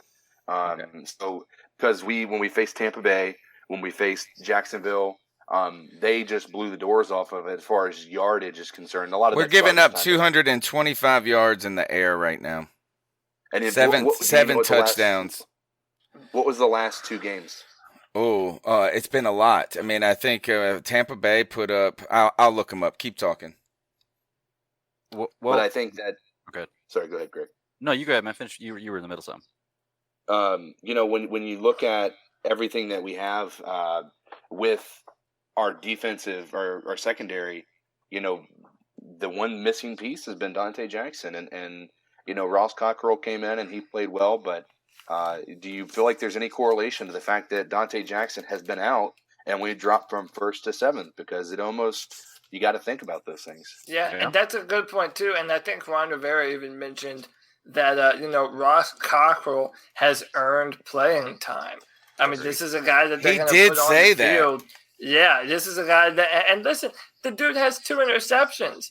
I mean, look, the man has played, not just a backup. He's played a big part, and I think that we're going to put him a little bit everywhere. They've tried him at free safety on a few snaps. They've even put him at nickel. Hey, how about Javian Elliott? Javian Elliott is a name that we've been talking about for a while, and he's also starting to show that potential and what he can do. I actually feel that the cornerback depth is not only is our starters better than they've been in Carolina for a long time, but I feel really good about the depth that we have at that position. I mean, anything else, Peterson or Harris, that's just, icing on the cake at this point. Yeah. I have to agree with Cody on that. That's actually the point that I was going to bring up, that, you talked about you were worried about our defensive backs being not deep enough. I agree with Cody. I think that we're really deep in that position. I can agree with you that maybe one of our weakest spots in the field, because we're pretty strong all the way around, but I definitely wouldn't give up an offensive lineman for a defensive back, because if you think we're bad at defensive back, our offensive line has got to be nipping at the heels on that, like right there, just as bad. And I definitely wouldn't, take away from one to give to the other. I mean, I think I almost feel that's the opposite. Defensive back, huh? I almost feel like when you think about our offensive line, I feel like we have a great amount of depth. Dennis Daly's played very well at left tackle. We have Greg Little. You have Trey Turner. If he can come back. Greg Little, I know. You have. I feel like you have a lot of moving parts on that offensive line. I think there's a lot of depth there. I'm not saying we get rid of Trey Turner. I like the idea of having depth on that offensive line, especially with the injuries we've played over the last 3 seasons. So the numbers aren't as bad as you would think. Wait, you said have we been 3 games without him? I believe so. Yeah. For Dante, yeah, I think. Well, yeah, he didn't play versus Jacksonville or Tampa. Did he play in the Houston game? No, I think so. I don't know. I'll check. I want to say he did. It was 2-0. We only gave up 208 against Winston and 374. The Jacksonville game ruined us. 374 yards. It's a powerful offense, though, man. Yeah. Well, and that DJ Shark guy. I don't know. I think we're high on him right now. Imagine Brother Herbert, call in and tell him how we should trade for Patrick Peterson. He'll say trade Bradbury for Peterson. All right. Let's go on to the next call. Good evening, chaps. It's Rich in beautiful, sunny, crisp, clear London today. I was just so we've had a bye week, and none of the national media that I listen to have mentioned the Panthers in the bye week. It's amazing how quickly we get forgotten. I think in terms of the NFC, this is an absolutely critical week for Carolina and the 49ers. Everybody's saying that the 49ers are for real and wonderful, and that they haven't played any, but there's others that they haven't played anyone. I just think this will tell us loads about both teams. A blowout either way will be very significant, but I think it's probably going to get very close. I actually think the two teams are almost a mirror of each other.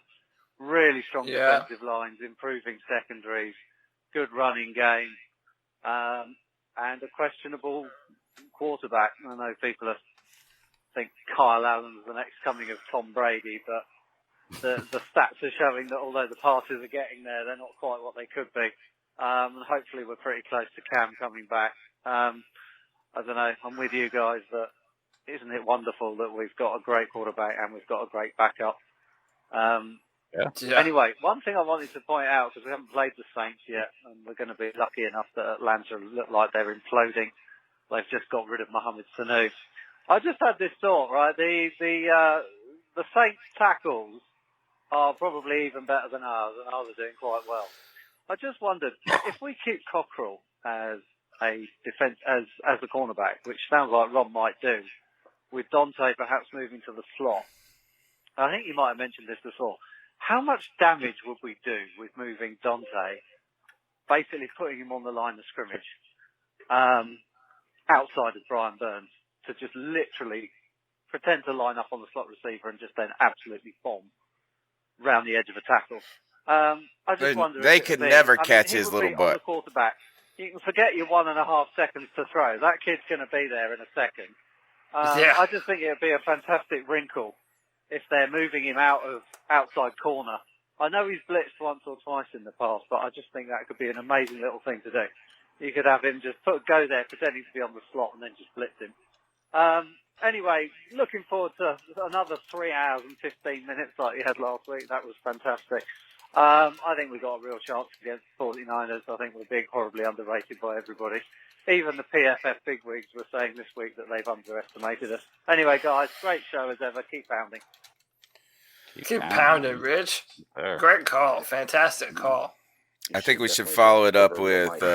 We got to follow it up with this one. Guys, I figured it out. James Bradbury fucked Brandon's girl. He had to. All right, that's all I had to say. All right. Money bags, guys. You're going to get kicked off. I'm going to put him in Guys, timeout. we're all Panthers fans, guys. We got to be nice. Ain't nobody fuck each other's girlfriend, bro. Definitely not James Bradbury. That he's too much of a introvert to go after somebody's girlfriend. Now, Brandon, we love you though, man. Now, Brandon Herbert. I think Brandon Herbert brought a great call tonight. What's up? Say some shit. I do too. I love him, man. I thought Brandon Herbert brought a great call tonight. I think that at the end of the day, just calling him is just not good is problematic. Is that he just needs to tone back how critical he is, and then he can take the same stance he has. I think at the end of the day, it's good to have callers that have different opinions than us. Come back at him. Brandon Herbert's going after Moneybags girl. Watch out. Listen, even on Cam Newton, I mean, me and Brandon have been back and forth on Twitter a million times over Cam Newton. If you didn't know that he was a Cam Newton fan, you wouldn't think that he was. But, you know, hey, it is what it is, man. I've been back and forth with Josh and Mass over this mustache all night. Yeah, man, he's calling you out. He's been calling me out. So here's my thing, right? You know, and I mentioned it last week. Do you really want to be the team? I've heard, you know, and Greg, you said it, you know, and no offense to you, but I don't want to be that team that's sitting there underestimating the 49ers because we were going through the exact same situation. Oh, they haven't played anything back in 2015. Oh, they haven't played anybody. Nobody of worth. Wait till they get to Seattle. Wait till they get to Green Bay. Wait till they get to this. Wait till they get to that. And then, you know, every game we had to show up. And so, but they used that as a kind of a driving force. I'm not saying the 49ers are sitting here listening to this podcast. If they are, that's pretty freaking cool. But, you know, at the end of the day, I mean, I think it's dangerous to underestimate them. And I don't think the Panthers are based on what I'm seeing. But I also think it's the same way, the other way around. I think the Panthers are a legitimate team that they need to really not underestimate. And I think a lot of 49ers fans are doing that. Just based on our guest last week, right? You know, didn't he say, you know, I'm not really worried. It's going to be at home, right? You know, or how are the Panthers away from home? And, you know, unfortunately for him, we're undefeated. So, so it's an interesting dynamic. But I'm like I said, I think it's Rich had hit the nail on the head with that. I think it was an incredible call where he said we're going to learn a lot about both teams. We're going to find out who is a legit team and who is not, or we're going to find out that both of these teams deserve to be in the conversation for the top NFC teams. Go ahead, Greg. I was going to say that what you just ended that with, CK. I think that's where we're going to find ourselves. I'm not saying that San Francisco's garbage. You're right. I look at it the same way we did in 2015, where people looked at us and they're undefeated and they haven't played anybody. I try to take more of a statistical approach to it, where I look at the teams they've played and the teams we've played. You know, they put up 20 points against the Rams. We put up 27, and it should have been 33, even though they did hold the Rams to 7 points without Todd Gurley. I mean, so there's a lot of different things. I try to look at all the little bitty things in these, man. They played a team that hasn't won a game yet. They've played two teams that have won 2 games. I mean, I don't want to go in there underestimating them either. I totally agree with you, and maybe they're going to use that as motivation. But I think at the end of the day, we're going to get exactly what you said. Win, lose, or draw, they're going to look at the Panthers and the Niners as playoff teams and contenders in the NFC. I'll keep my answer short and sweet so we can continue to roll through these cat calls. But my favorite Carolina Panthers are the slept-on Carolina Panthers. Let them talk about Green Bay. Let them talk about Baltimore. Let them talk about the Saints and Teddy Bridgewater and Drew Brees. Let them continue to sleep on us. Whenever the Panthers are disrespected, it always pisses us off, and we always play our best football. Like Cody was saying in 2015, we've heard this song and dance before. So I'm all for it. Thanks for the call, Rich. Hope you enjoyed your first NFL game, brother. I know I did. All right. Let's see what else you guys got to say. Yo, what Whoa. up, C3? Yo, it's your boy Josh from Mass. I know I've been quiet for a couple weeks, aside from, hazing Tony a little bit in the chat. But, I had to take some time and just relax a bit and just kind of veg and see what's going on with Panther Nation. And man, did we get some news today? I don't know if y'all saw, but right on the Panthers, I know it was on their Twitter. I don't know if it made it to the Facebook and the Instagram as well. I would assume it did. But we saw our boy out there doing reps, making sure, looking good. Yep. Especially for a guy who had what was referred to as a pretty decent foot injury. Doing a lot. I was excited by it. Exercises and whatnot with the crew. It was good to see him out there. And then for those who follow his Instagram, we all know he's been hitting up the cycling classes in the mornings again. Man, and it's funny because I've largely had to just stop looking at a lot of the Panther groups on Facebook because it's filled with so much BS and so much negativity, and we're gonna stay away from everything Panthers on Facebook. Man, y'all do know the trade deadline's coming up. We got 7 days? We got a week. I believe it's a week. We ain't trading this, man. No way. The only way we let Cam Newton go is if we get something ridiculous. We saw what Jalen Ramsey garnered, right? 2 firsts and a fourth. You'd be looking at a minimum of probably 3 first rounders, a fourth, a fifth, and like a whole Bojangles box maybe, at least, right? The man ain't going nowhere, and I don't. Obviously, he's not starting against the Niners, obviously, but. I think, and I don't think he'll start the following week, but I think the week after, I'll have to check real quick. I think honestly, I think he comes back against Green Bay. Maybe the Titans, but I think realistically, as far as time and just making sure he's got the time that he needs, I think he comes back against Green Bay. But I got a good feeling about Sunday against San Fran anyway. I think we're going to go in there and walk away with that dub. Keep pounding, Panther Nation. Keep pounding. Josh, let's go. Great call. I like the excitement. And obviously, if you're watching on YouTube right now, you should see how excited this mustache that Tony's got going on that Cameron Jordan has copied. You're making fun. You can't make fun of a mustache when you got a mustache like that. That's what I got going on. Take that, Josh. Hey, listen. I support your facial hair, Tony.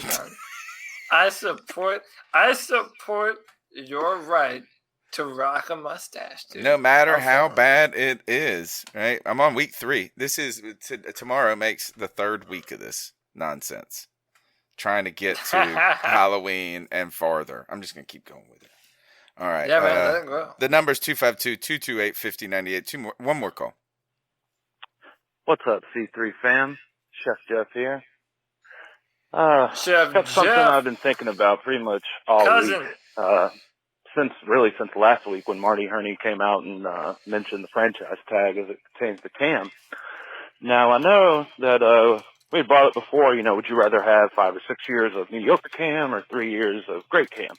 Obviously, the answer is 3 years of great Cam. Now, hear me out on this. I'm going to preface this by saying Cam Newton is and always will be he is and always will be our best quarterback. I don't ever see anybody doing the things that he's done for us. But let's say he does really, really well this year. He comes out like next week or the week after and he's 68% completion percentage, putting up, 50 yards on the ground, a couple touchdowns, no interceptions, but like he was beginning half last year, where he was throwing really well. He had, I think, the top 4 in the QBR rating for the first 6 weeks. Now, what if instead of giving him a new contract and sacrificing anywhere from 15 to 25% of our salary cap, depending on how much he's going to want, why not just keep franchise tagging him? I mean, you could do it up to 3 times. That would mean you'd have him the rest of this year, the rest of next year, and 3 more years after that. So that would take you through to 2024 or 2023. And that would obviously be the cheaper option. But I was wondering what you guys thought of that. Be listening for your response. Take it easy, guys. Keep pounding. Franchise tag on Cam Newton. It's not a. I mean, listen. I think again, you gotta preface it with this. So many of these questions are based on we have to give answers when there isn't enough data yet. So, for example, that's why this game coming up is so important.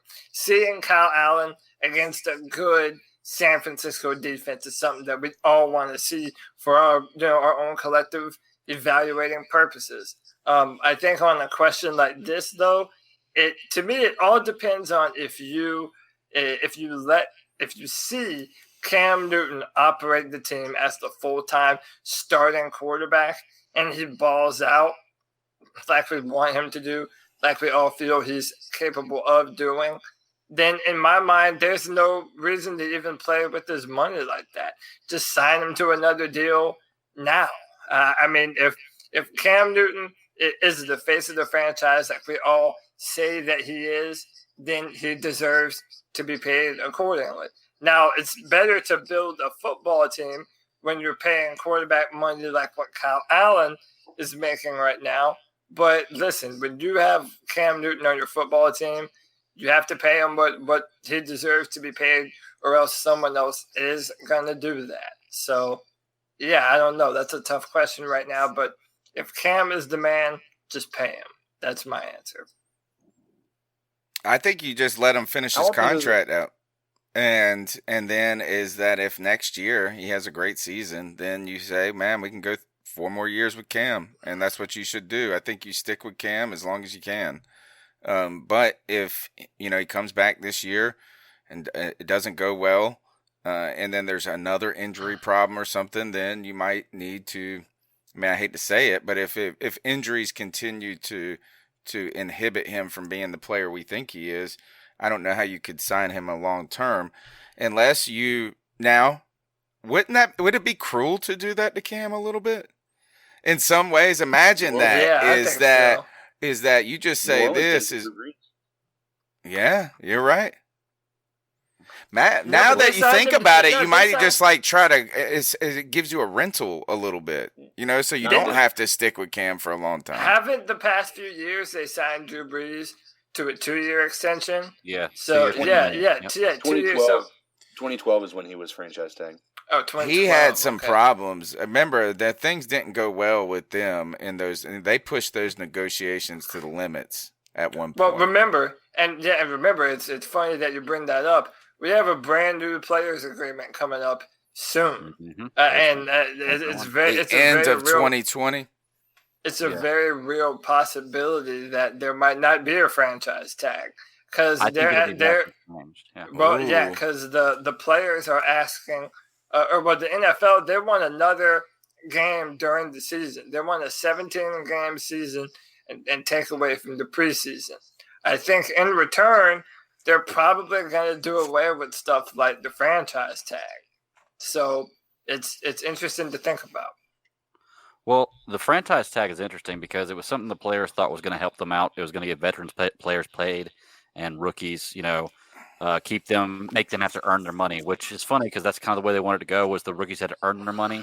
Then all of a sudden, when you have a few rookies come in and play really well, like Ezekiel Elliott, Christian McCaffrey, stuff like that, people scream for them to get paid. But they fought for it not to happen that way. They wanted the veterans to get paid. I do believe there will be a change in the franchise tag, but let's be realistic about it. The only person the franchise tag affects negatively is the running back. Because the only person you're going to franchise in your team is going to be a quarterback, a great defensive player, or a running back. And it really doesn't affect the running back that negatively because they're still going to make, if they're a first-round pick, they're still going to make $16, $17 million that year. There's just no guaranteed money after that. But, I mean, it doesn't affect a quarterback that much because a quarterback's going to make $26 million on a franchise tag. A defensive player is going to make more than they would make on a contract, on a franchise tag. So the only people it really affects is running backs. That's just because their shelf life is so short.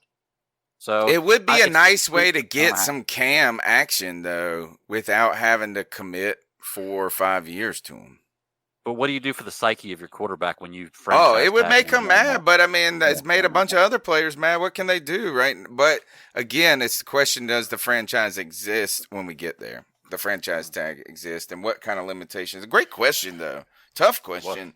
Tough question. All right, that's the cat calls, guys. I think you're listening to Rafael Esparza, head odds maker for mybookie.ag, the place to go if you want to get paid. You bet, you play, you get paid. It's fun, and use the overtime promo code. Rafael, welcome back to the show. We are undefeated still. We are undefeated against the bye. I know, undefeated because we didn't lose last week the Carolina Panthers with the bye week. But, boy, can you say a big game this week. Probably one of the biggest tickets written right now on this game between Carolina and the 49ers. Probably going to be one of the biggest outcomes, I think, for the week. What a matchup this is going to be. And I'm so glad this is going to be a late afternoon game, so you don't have those other games to bother you. Who really wants to watch Oakland and Houston and Cleveland, New England? Sit back, watch two great teams, Carolina and the 49ers, go at it. Yeah, you've got I think the 6-0 San Francisco 49ers against a 4-2 Carolina Panthers. Kyle Allen undefeated as a quarterback going against an undefeated team. You saw a video come out today of Cam Newton practicing, and Kyle Allen hearing the footsteps, but the footsteps might not be Cam Newton's, but that San Francisco defense. How did that factor in when you're thinking about this line? You know, it was hard to really do a number for this game because let's face it, the San Francisco-Washington game, the weather really won that game. It wasn't the 49ers offense or the Washington defense or even the 49ers defense. It was the weather that won that game. So it was really hard to try to do a number that we were going to guarantee two-way action. I think that's why we made the 49ers a 5.5 point favorite because we knew, the public was going to jump all over the 49ers because all they're going to see is, wow, the 49ers haven't lost a game. Is Joe Montana and Jerry Rice playing? We're going to take the 49ers. Or they're going to take, let's give me the plus 5.5 with the Carolina team that's playing one of the best football in the league right now, winning 4 straight without Cam Newton. So I think that was a good number to put up us to get two-way action. Do I think there's value on Carolina? Yes, I do, because let's face it, that defense is playing a lot better. And that offense is rolling with McCaffrey and Allen at QB and at tight ends getting some late actions, especially in the second half, because Carolina's been able to run the ball. So this is going to be a great matchup. Explain to us how many teams you have to have a parlay, because I want a parlay. Can you do a 2-bet parlay? Because I'm taking the Panthers and give me the 5.5 points, and I want the under in this game. I agree. The under is a good bet. 41.5 is what we have right now. And you could do a 2-team parlay up to a 10-team parlay. Now, speaking on behalf of an odds maker that works for a sports book, we want you to do a 10-team parlay because they're almost impossible to hit. But if you want good value, then yes, take 2 teams, take your 2 best bets and put them together because you can really get some nice value, 13-5 odds on a 2-team parlay. You're going to get really good action on that. And I agree with you. If you're going to take this game, take either Carolina or if you like the 49ers. But I think the best bet in this game is the under. 2 outstanding defenses. And I know 49ers, yes, they played Washington, hold them to 0 points. But holding the Rams to 7 points and the I almost said the Cavaliers, the Cleveland Browns to 3 points, that defense is potent. I think it's going to be a very, very low-scoring game. The Cavs are opening up tonight. Not the Cavs, it's the Lakers and the Clippers. I was thinking of LeBron when you almost said Cavaliers. So I'm sure that there's a lot of. He's built like a football player, so we could say LeBron.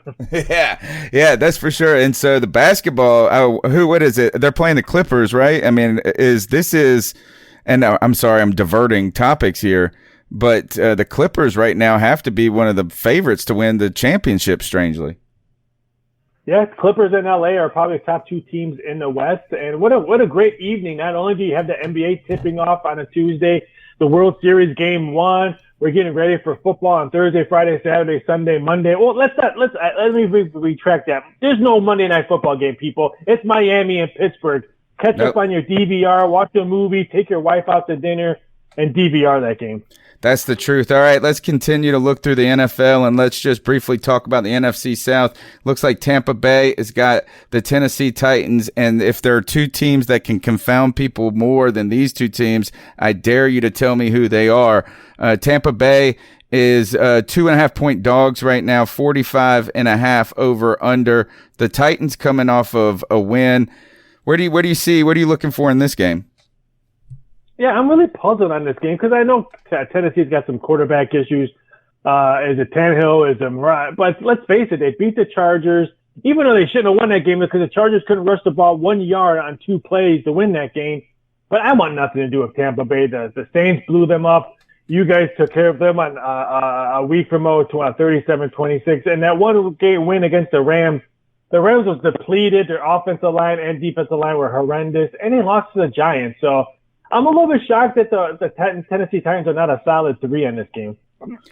One of the lines that stands out to me is the Philadelphia Eagles at the Buffalo Bills. If I would have told you at the beginning of the season that the Buffalo Bills were favorites in this game, I think a lot of people would have laughed. But the Buffalo Bills, they cannot lose. And the Philadelphia Eagles, you are hearing more and more rumors about the team having problems in the locker room, a kind of weird culture there at the moment, which is strange given their success. What do you see in this game? The Eagles trying to go on the road against a Buffalo Bills. Are the Bills for real? Why not? They're 5-1, but the most important part in my industry, they're 4-2 against the spread. So why not take the Buffalo Bills as serious? And you said it, that locker room in Philly has been divided. A lot of people in that locker room did not want Nick Foles to lead. They thought Nick Foles should have been that quarterback to take on the season. So there's a lot of finger pointing. And then when there's finger pointing, I always tell people you fade that team when it comes to betting, fantasy, suicide leagues, whatever you have. You fade that team. I like Buffalo in this one. I think they win this game.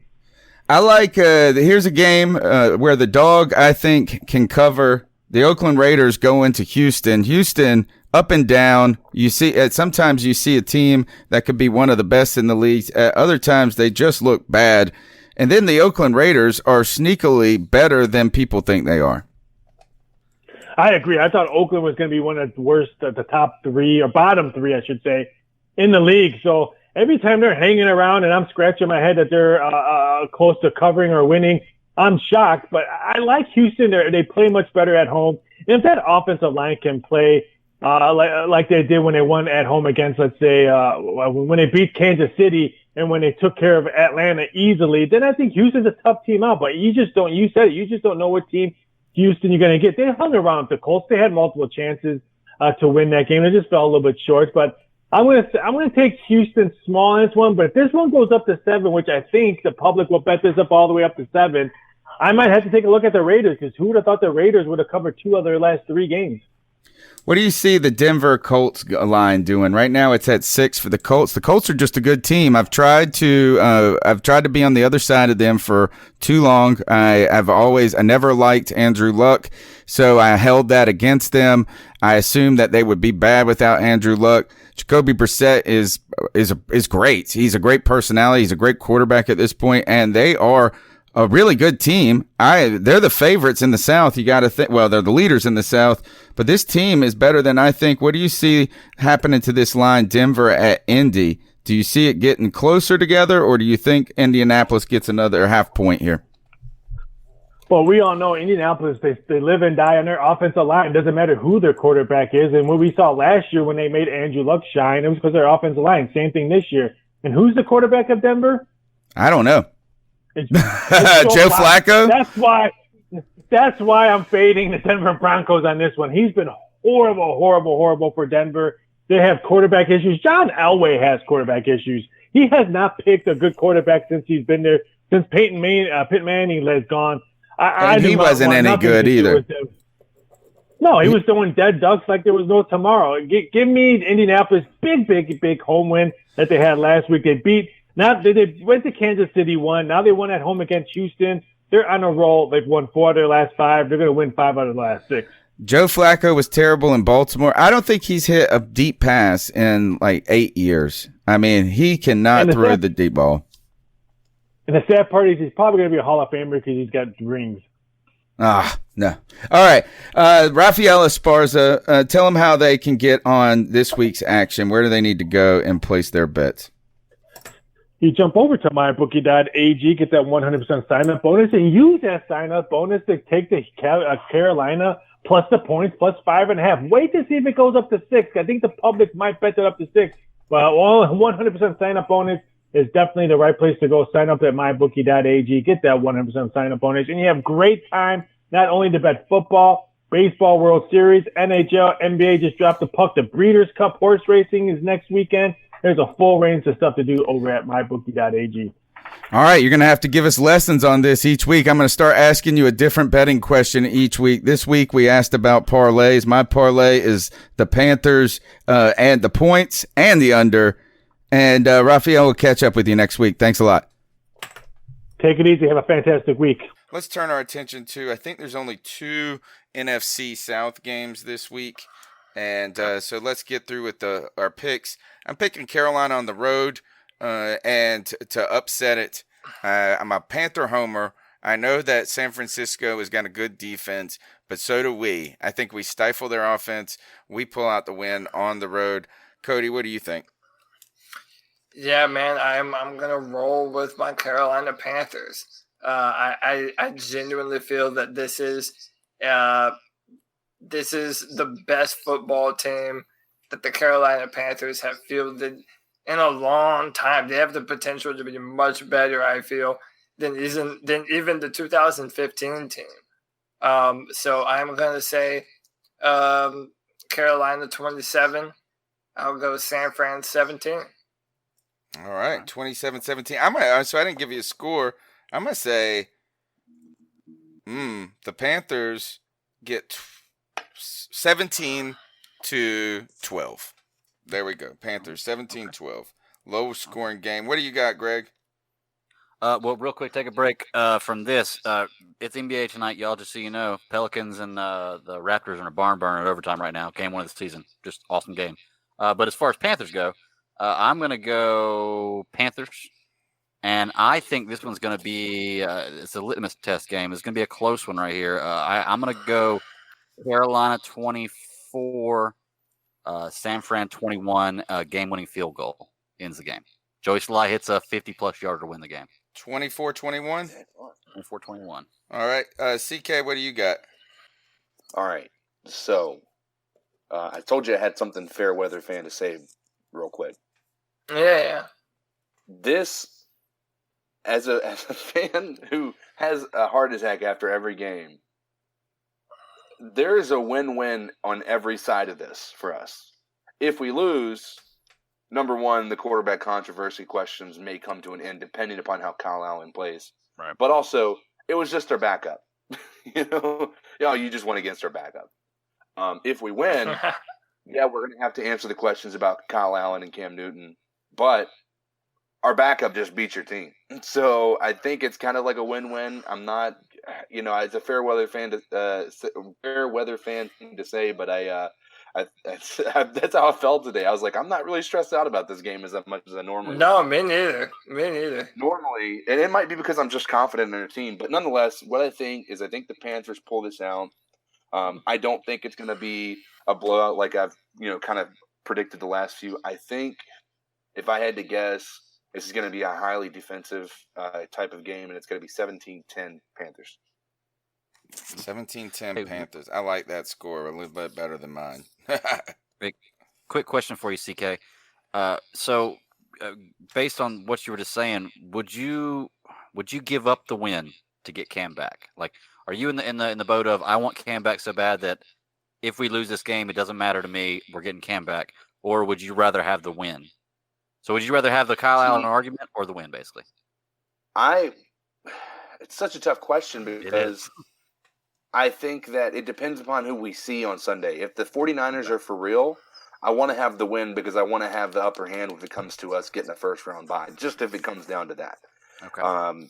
But if they're not a legit team, I know it sounds bad, but I'd almost want to lose just so we do get Cam Newton back a little quicker, and nobody's going to say, two craps about it. Makes sense. I want the Panthers to win. Yeah, Absolutely. I want the Panthers to win, but I do think it will. I want the Panthers to win like we beat, in 2003 when we were going to the Super Bowl. We beat the Tampa Bay Buccaneers in a really intense game, a back and forth game. I think that ended like 13-12 or something like that. And we blocked 4. They scored a touchdown. All they had to do was kick an extra point, and they tie the game. And we blocked the extra point, I think. I remember that. And we blocked 3 field goals in that game. That's how we win. Right. But you're right, is that Cody said it earlier, is that it's just going to create, there will be a controversy if Kyle Allen leads this to a victory that, I'm okay with. I'm okay with it. I'm okay with my Cam support. Bring it. I don't need the Panthers to lose to make me feel better about Cam coming in. The other game of the week is the Tampa Bay Buccaneers go on the road. They also are coming off a bye. They're going on the road to face the Tennessee Titans in what I think is one of the most confounding games and matchups of the week. You don't know either week who you're going to get. And oddly, the Tennessee Titans have gotten better with Ryan Tannehill as their quarterback. I'm taking the Titans at home, and I don't know why. Because I don't know why to take the Bucs at all either. What's your score? Oh, I got to give a score of every game? Oh, gosh. It's not that hard. 23. No, Tampa Bay puts up some points. I'm going to say 23-17 Tennessee Titans. Gosh, I hate saying that. I hate the Titans. And next Tuesday we need to do a tally and see who's actually in the lead with these picks. It's you. But You got it.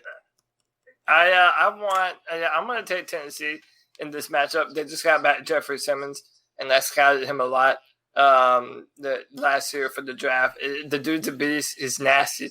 Came back, had a sack. I think Tennessee is a better football team. I'm going to take Tennessee. I would say 23-17. They're a terrible football team. All right, but continuing on to Greg, who you got? Better than Tampa. Well, you know what? I'm actually going to take Tennessee on this one too, and mine just kind of the strength points of the game. I've seen Tampa Bay shut down Christian McCaffrey, the only team to do it this year 2 times. Well, they didn't really shut him down. He scored 2 touchdowns, but they were short plays. But he didn't have a great game other than that. First game, he really didn't have a great game. They played against Tampa Bay. So they have a pretty good run defense, and Derrick Henry is the only real offensive weapon on Tennessee. They don't pass the ball well. So I'm going to go with I'm going to go Tampa Bay. You just talked yourself out of Tennessee and into Tampa. In my mind, I was thinking the right thing. No, I'm going Tampa Bay because of the reason. I think they're going to shut Derrick Henry down, and because they have Titans have no passing offense whatsoever. You also made me change my mind. I'm going Tampa. Okay. Then Cody is going Tennessee. I'm sticking with my pick. Greg is going Tampa, and CK, who you got? Tampa. Nice. Ooh, take that, Cody. I think Tampa's offense just comebacks, and they did a pretty good job on our defense in some respects, but I think it's definitely a Tampa win. I would say it's going to be a big win by at least 2 touchdowns, so I'm going to say 34-20. Okay. Hey, you're all allowed to be wrong. I'm with you. Actually, I'm with you because Tennessee always plays crappy at home, too. That's why Cody's ahead. I didn't give my score. I'm going to say 21-10 Tampa Bay. All right. Can someone what is Greg, you mentioned earlier before the show started, what would the playoff structure look like if the playoffs started today for the We got one more game to pick, though, right? Who? Saints and the... I thought the Saints think they're played on a the bye. Cardinals. Oh, yeah, Saints do Oh, play Cardinals. That's right. They do Yeah, play the Saints play the where is it? Cardinals. Where is They're it on in. the list? I can look. They're in Arizona, I believe. I don't even They see it on the are. list. Hold on, I'm about to pull it up. They are. They're in the Superdome. Oh, okay. I was wrong. Why are they not even? They're not on the list on my bookie. I'm on the subreddit. Okay. All right. I Yeah. didn't know they So played. yeah, we got another game to pick. Go ahead, Tony. Who'd you pick? Gosh, Arizona or New Orleans? Where's it at? In New Orleans? It's in the dome. Yeah. I'm gonna take New Orleans. I'm gonna go last on this one. CK. Okay. What's going on, man? I'm gonna. You know, this Arizona Cardinals team has been hot as of late, and so I'm gonna pick New Orleans Saints. I see what you did there. And I think it's gonna be an interesting one. I think that their defense does step it up. The Cardinals, that is. I don't think it's a high scoring affair. I think it's 21-10. But yeah. All right. I'm gonna go with the Saints as well, and it's for nothing of the reason or no other reason than they're a good team. They have a stout defense, front seven. They have an all-star wide receiver. Teddy Bridgewater is a step above Kyle Allen. I feel neither one of them are great quarterbacks, but Teddy Bridgewater has just got a little edge because he can do a little more. So I'm just gonna say the Saints. I think they're gonna continue to roll, especially over the Cardinals. Like it's going to be a high-scoring game, though. I'm going to say it's going to be. The Cardinals are one of these teams that's getting better each week. That's right. a weird thing. If they had a defense, they'd be legit, man. Because I mean, they're putting up 30 points a game. So Cody, because of that, I'm going to say the score of the game is going to be 38-34. Yeah, I'm going to say 21-17, New Orleans. All right, guys. He's Listen, picking the Cardinals. I'm willing to let this be my throwaway pick. If the Saints win, it's the Saints. But let me tell you, these Arizona Cardinals have quietly won 3 in a row. Kyler Murray is looking like the guy that they drafted. He's hard to defend, running the football, throwing the football. Kyler Murray throws a pretty damn football. I don't care what anyone says, man. So, yeah, man, my upset pick of the week, I'm going to have Arizona 32, New Orleans 27. They're going to pull off the upset in the Superdome. What does that do to the division race? What is Helps this? us out. What do the Saints got? How many losses? One? One. They lost to the Rams. That's it. We would have the same record. All right. Greg, what would happen if we started the playoffs today? I was looking at it earlier, man. I'm sitting here looking at the records. If we started playoffs today, we would have the Cowboys, Niners, Packers, and Saints winning their division. And then in the wild card, we would have the Seahawks and Vikings. Now, the next two teams on the bubble would be the Panthers and the Rams. Technically, the Panthers are a half a game ahead of the Rams because we've played one less game and the Rams have one more loss. So technically, the Panthers are in 7th place, even with the tiebreaker. But even that being said, the Seahawks and the Vikings are only a half a game ahead of the Panthers because they're 5-2. So we can tie the Vikings and Seahawks this weekend should we win, and if they lose, we'll be in the wild card slot. Do two teams come out of the NFC North, guys? That's the question. Do 2 teams come out of the NFC North? Oh gosh, NFC North is so probably. nasty. What's so bad about it is that I think the Detroit Lions I think they missed the playoffs. I hate to say it, but the Detroit Lions have lost too many of their divisional games. So I think that it's going to be the Vikings and the Green Bay Packers in the playoffs. I mean, someone's going to have to fall off. You have the 49ers that are still undefeated. The Seattle Seahawks, they just lost to the Baltimore Ravens, but that's still a damn good football team. The Cardinals are trending up. And of course, you can't forget about us and the Saints. I mean, one of those teams is going to have to fall off. I would still bet that that's going to be Minnesota, but I'm not sure yet. I know we No, disagreed on Minnesota's that. making the playoffs. I'm a firm believer, dude. They All right. are getting. Kirk Cousins is actually playing pretty well now. Diggs is getting fed. Thielen is still good. Dalvin Cook is amazing. They I have just a don't trust defense. it. I don't know what Their it is. back end of their schedule is easy, dude. They got to play the dang Redskins this week. They are coming out of, I think, two teams come out of the NFC North, and I'm starting to wonder, do the Panthers ultimately have to win the division to get in? Because, I mean, the San Francisco 49ers are going to have an easy schedule down the road. We heard that from Peter Pansy last week. And the Seattle, do we think the Seattle Seahawks are going to fall out of this race? Is that what we're saying right now? Well, listen. Go ahead, Greg. Go ahead, Greg. Okay, I was just going to say, I don't think that it's really a matter of looking at it as them falling out of the race because, like I said, they're only a half a game above us. I mean, going into last week, they had the same record. Well, no, actually, they didn't. They were ahead of us. They lost last week. But either way, like I said, if the Seahawks or the Vikings lose this week and we win, and the season ended, we're in the playoffs. Four words. Huh? 4 words. We control our destiny. Right. We play San Francisco, who's in the discussion. We play Green Bay, who's in the discussion. We play the Saints twice. They're in the discussion.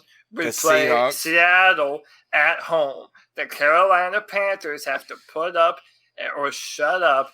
Time to whip out our Johnson, lay it on the table, and take ourselves to the damn playoffs. Let's not depend on any other team to lose or fall off a cliff. Carolina Panthers, they control their own destiny. It's time to get it done. Put up or shut up. I do want to say real quick, Tony, too. I tried to trade you Kirk Cousins, and you wanted Matt Ryan instead. Just saying. Casual. Just saying. Filthy casual. And now Matt Ryan's hurt, right? Yeah. Yeah. God. By Aaron Donald. Aaron Donald took out Drew Brees, too. Did you see what he did, He's taking out Devontae half the Freeman NFC or whatever? South. Do you Yeah, know with a Devontae Darth Freeman Vader got choke kicked on out him. of the game for trying to punch him? I would have tried to punch him too, man. That poor guy got lifted up like a little munchkin. Cody, is that what you were talking about the other day about somebody punching somebody with a helmet? Yeah, Aaron. Okay. Well, actually, no. There were a few helmet punches throughout the weekend, but no. Aaron Donald straight up lifted my man off the ground, put the force choke on him like Darth Vader, and Devontae Freeman got pissed off and punched him in the helmet. Which, by the way, I'm not even mad at, man. Dude just clowned you on national television. I would punch him. Yeah, too. I'd be pretty I'd mad punch him too. too. No, I don't got no problem with that. I'd be pretty mad too. Gosh, the NFC is tough, man. When you look at it, when you really start looking at it, man, Packers are 6-1, the Vikings are 5-2, the Saints are 6-1, 49ers 6-0. We got to figure out who is, or maybe San Francisco falls off. Maybe we're the reason for it. You're right. We do control a lot of our destiny, particularly with getting to play the Saints twice. That's what we got to do. We got to beat the Saints. Well, think if the Saints drop a game this week and we win, then we're tied with the Saints for the lead. Well, we're all cheering for Cody's pick then, right? Arizona. Yeah, you're all, let's go Cardinals. Hey, let's go Kyler Murray, baby. Cliff Kingsbury. I'm changing my pick. You better not, No, man. I'm kidding. All right. I think that's about it. You guys got anything else? No, man. Ice up. All right. That's all for me. Let's ice some fools up. Let's ice them up. Who wants to go first tonight? Who's passionate about their ice up pick? I'll take it because I was watching this game the other day and it made me mad. All right, go ahead. Well, it didn't make me mad, but I just couldn't believe what I saw. Did y'all watch the Chargers game the other day? I did not watch it because I hate both of those teams. Oh, gosh. Tell me what happened. Okay, well, the way the end of the game, I'm going to ice up first, and then I'll tell you the way the game. I'm icing up Melvin Gordon. For the fact of you held out because you thought you were one of the top backs in the NFL, and then they didn't pay you because you're not. I mean, you're a top 10 maybe, but you're definitely not top 2 or 3. Okay. Then when you come back, you don't perform. Listen to this, man. The Chargers are on the goal line, on the half-yard line. First and goal. 37 seconds left, man. First and goal. Touchdown wins the game. Field goal ties it. So you can at least go and try 3 times, go into overtime if you need to, okay? Melvin Gordon runs the ball 2 times in a row from the half-yard line and fumbles two times in a row. Fumbles Two times twice. in a row. Lost the second fumble, and they lost the game. Like that is Melvin Gordon. You are not a top 3 running back in the NFL. You're not even a top 5 running back in the NFL. You held out for no reason. You didn't get your money, and you're probably going to get traded somewhere. You'll probably end up getting paid because that's the way things work out. You'll probably be a Melvin Gordon, Patriot. I'd say ice up. Probably, yeah. Ice up, Melvin Gordon. Hold on to the ball. Holy cow. Did you guys see the last week? So me and my buddy Clip have this running joke always about, I don't like Phillip Rivers. I think he's one of the most overrated quarterbacks ever. But he, in the last quarter, they're always losing in the last quarter because of some bonehead play. Usually it's Phillip Rivers throwing a fourth quarter pick or something like that, looking up at the screen all like, what the heck happened? This time it was Melvin Gordon fumbling. But did you see last week someone said, how does this shit happen each and every week? And then Keenan Allen responded and was like, for real, bro, or something like that. Like Keenan Allen jumped in and was like, man, he said shit gets tired or something like that. It was crazy. Yeah. So, yeah, I'm gonna go ahead and jump in with my ice up. It's a little bit low hanging fruit, and I have specific ice ups, but it goes toward everyone that's continuing to have this discussion. So I'm icing up all the hypocrites on the First Things First show on Fox Sports 1 because today they had a segment about should the Chicago Bears trade for Cam Newton, and it was unanimous. Oh, yeah, hey, Mitch Trubisky is terrible. You have to trade for Cam Newton. Cam Newton, hey, listen, damn it, that could rejuvenate your team. Cam has something to prove, yada, yada, yada. Okay, so hold on a minute. If Cam Newton is good enough to start for the Chicago Bears, then why in the fuck is he not good enough to start for the Carolina Panthers? Yeah. Why are you contradicting yourselves in this? I mean, are you saying that Kyle Allen is that much better of a player than Cam Newton? Do you really believe that? And if you really believe that, why do you have your job? I don't understand this for the life of me.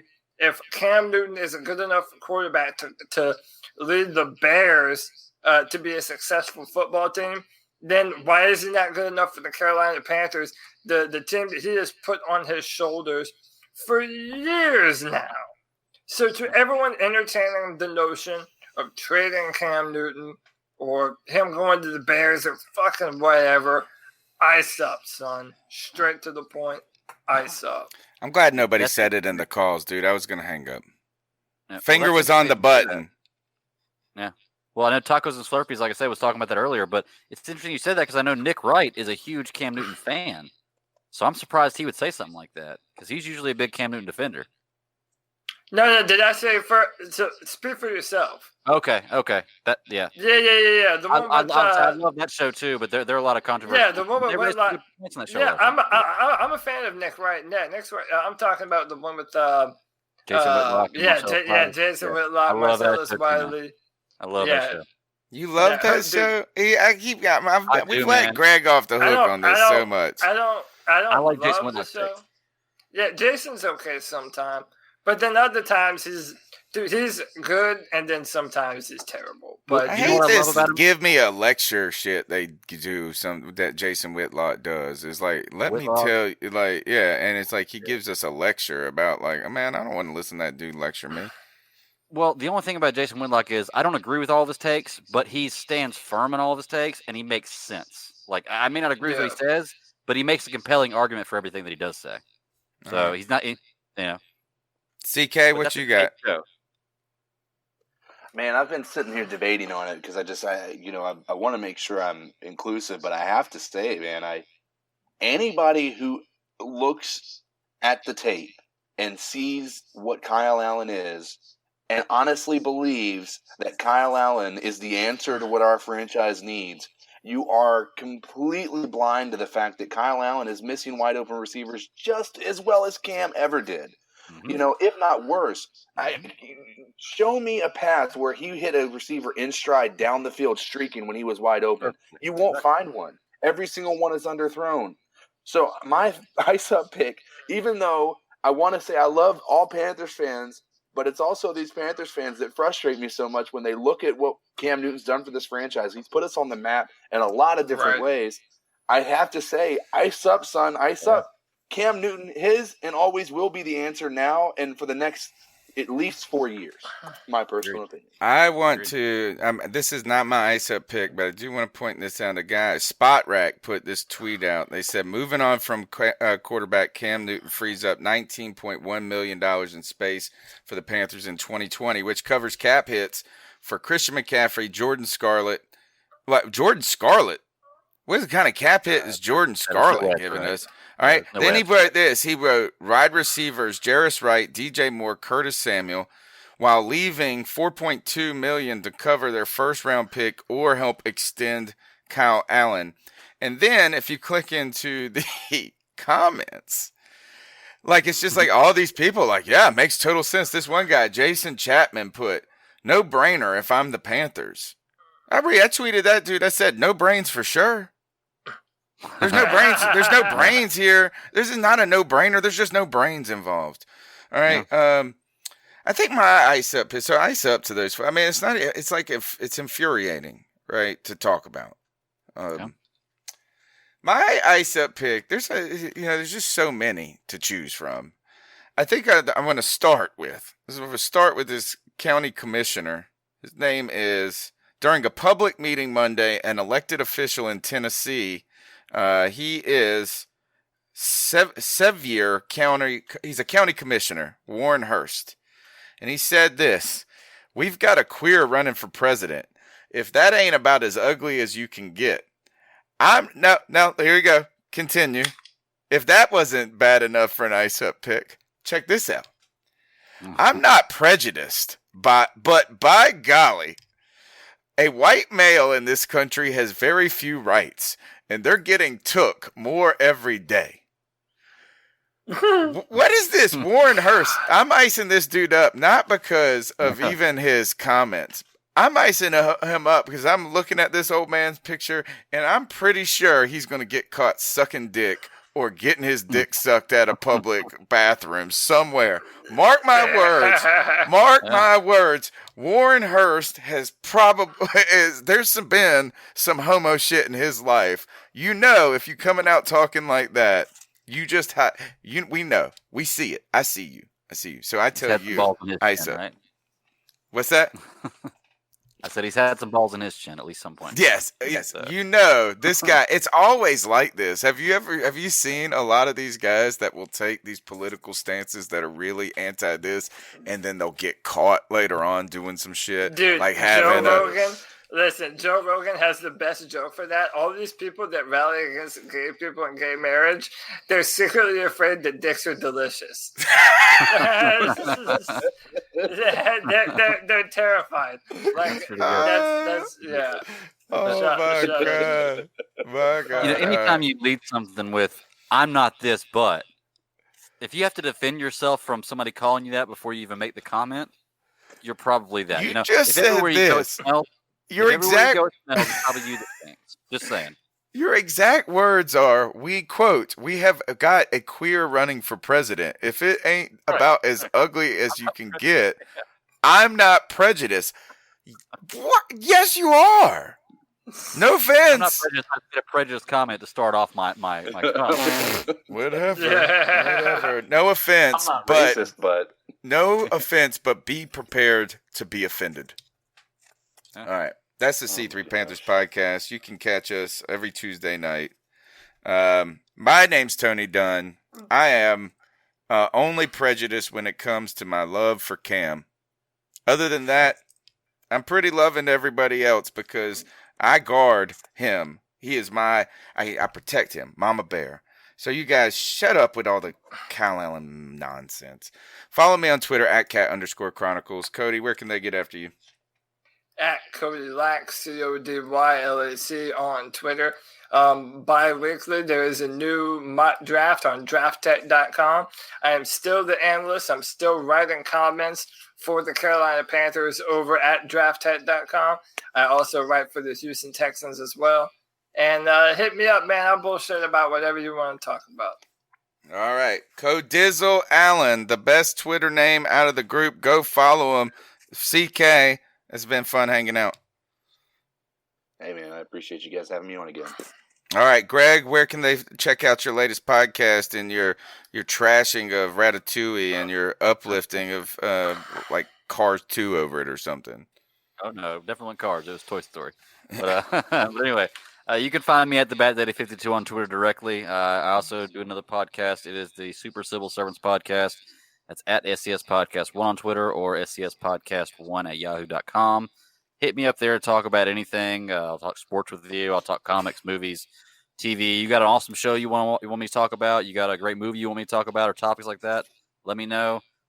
This week we're doing a commentary review on Empire Strikes Back. So if you're a Star Wars fan, we are building up to Rise of the Skywalker. How about this? Is this nerdy enough of a suggestion? Is Terminator outside the bounds? Oh, no. Of the podcast? We've got Terminator in the future. That's definitely a future because Dark Fate comes out pretty soon. We're going to be behind on that, but we're definitely going to do a Terminator retro pretty soon. I went in. So. I went in. I hear you. I got you. Yeah, it's probably going to be the first of the year because we're focusing the rest of this year kind of on Star Wars because it's kind of the biggest thing to come out in a long time. But yeah, man, definitely. And anybody else, I'm always down to have guests on the show too. It's just like Tony and Cody. Like if you hit me up, if you can get on, I love having guests on the show. So, all right. Let's get out of here, guys. We'll check you out soon. When the game's 4 o'clock game, so we're gonna have a post game show. We'll see you on Sunday. Go Panthers! Go get the W. Keep pounding. Keep pounding. Yes, sir. Yes, sir. Keep pounding.